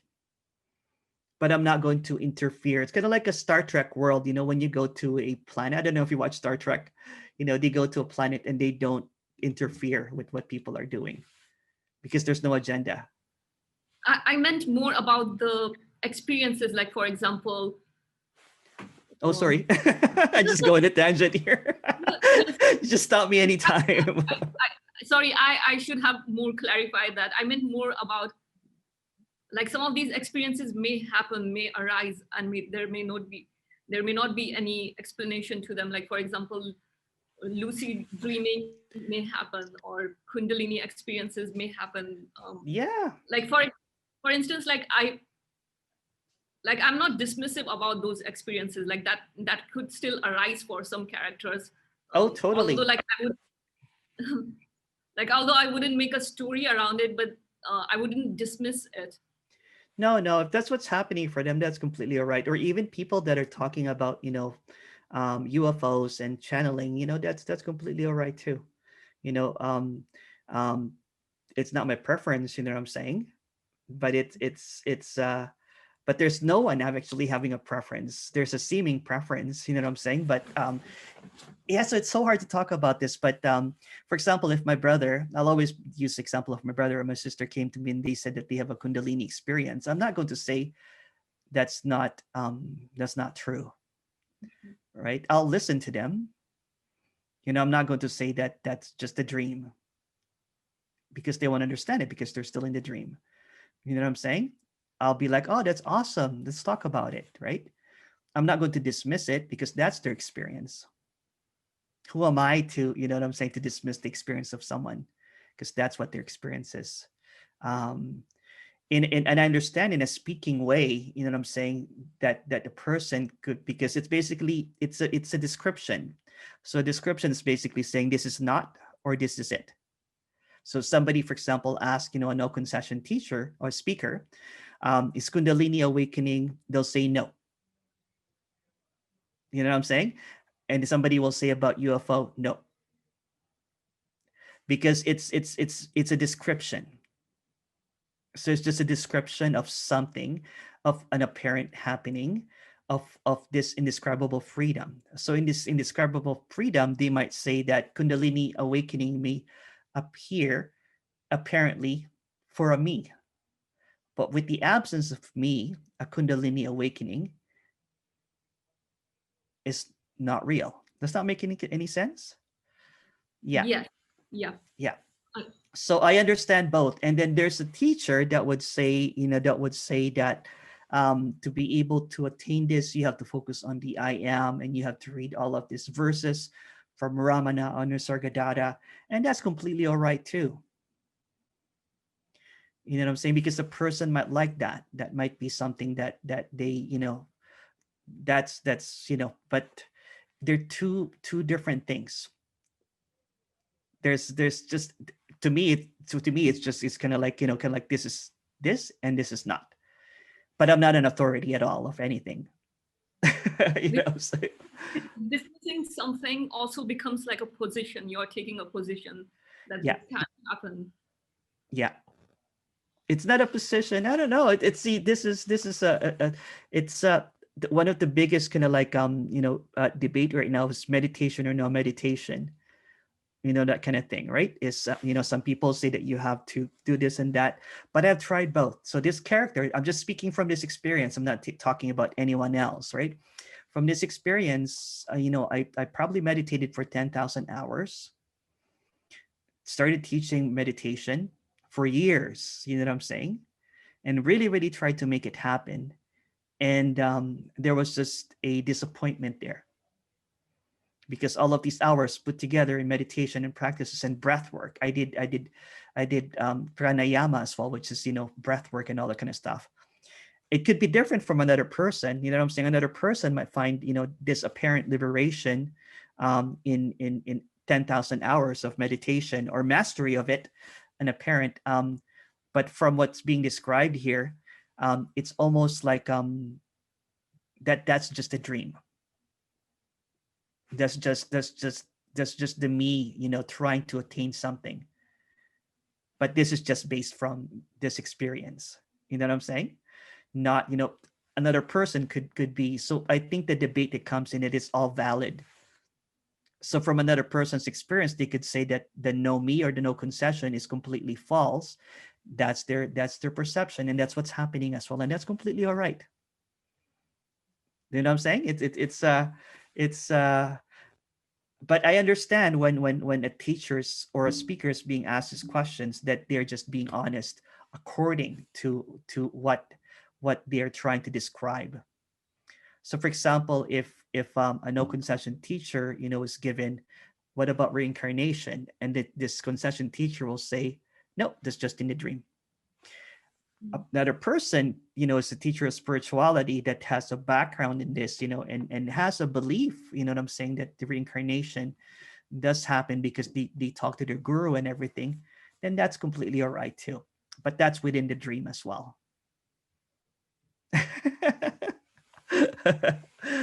And I don't know what I'm talking about always. And maybe we are as we like within this dream, there may be acceptance of more different types of dreams, and not Of course, yeah. uh, What do you think, Suma, based about from about meditation and all that kind of stuff, or an integrated? I really appreciate the integrated kind of like non-duality too. It's beautiful, and it helps a lot of characters and me's, right? It's beautiful in itself. So I don't have any problem with it whatsoever. In the apparent story, what I'm saying, maybe if the character Emerson did not go through all of this stuff of all of this teaching, it would not be here, or it could also be here without all of that. So you don't really know. You know what I'm saying? Because some person could be just walking on the street, and there's a dropping away without even listening to any of these no concession speakers. Mhm. You know what I'm saying? Or a person could be, I was talking to Rose. She said she was doing 20 or 40 years, or I don't know how long she was saying, but a long, long time. And then she was going to Tony Parsons for 20 years. 20 years of going to a retreat. I could be wrong, And then all of a sudden, the me apparently dropped. But she was a teacher before. So she was teaching about auras and stuff like that. And to me, and that was beautiful too. So at that moment of time, you know what, she believed what she was teaching about aura as really, really true. But when she encountered Tony, she lost that ability to read auras. It was almost kind of like a sober, someone, she's like sobered up or something, and like, oh, that was just a drunkenness that was happening, kind of like thing.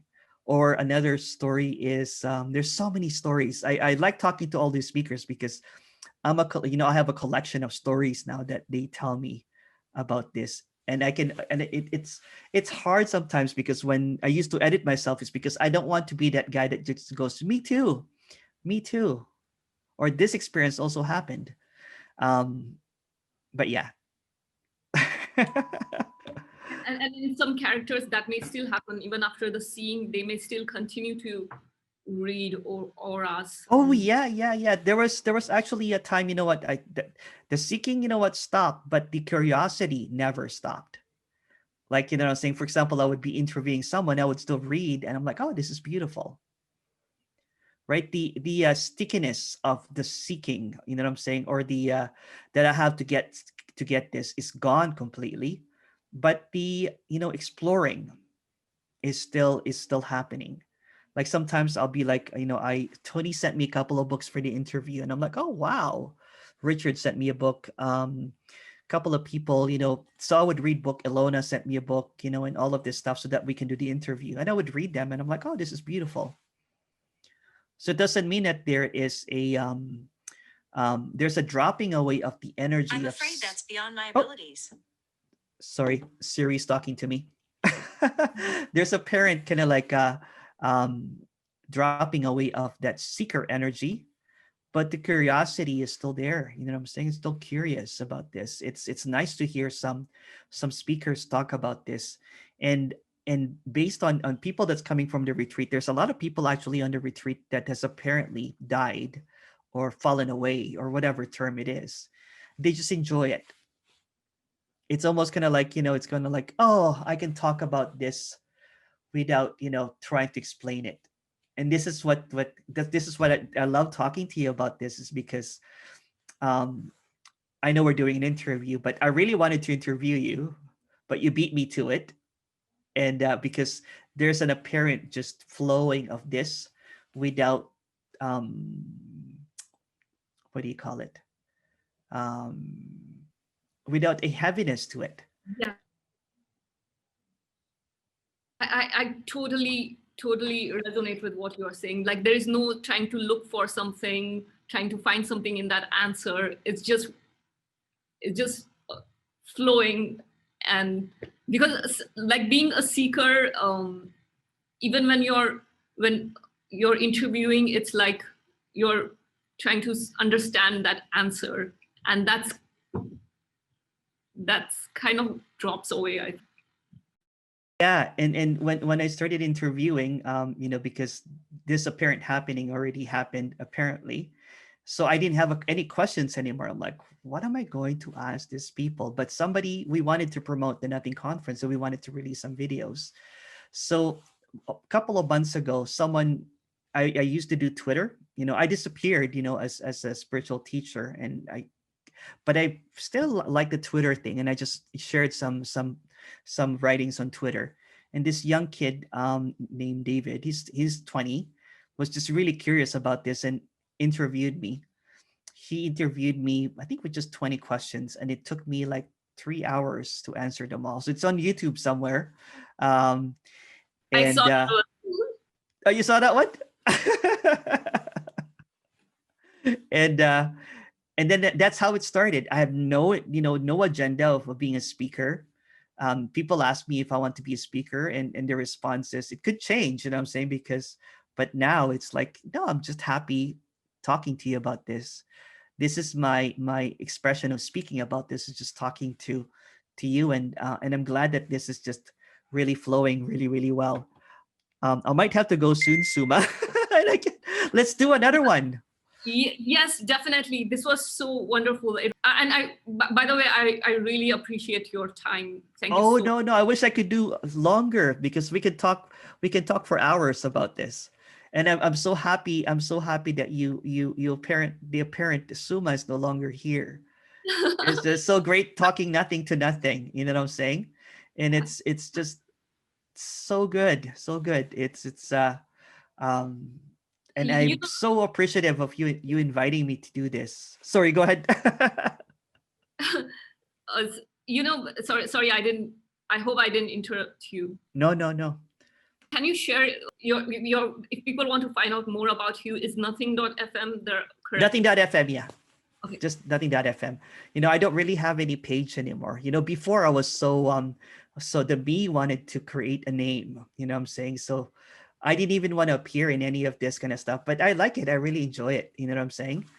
And So I don't have a website. I don't have anything, but nothing.fm is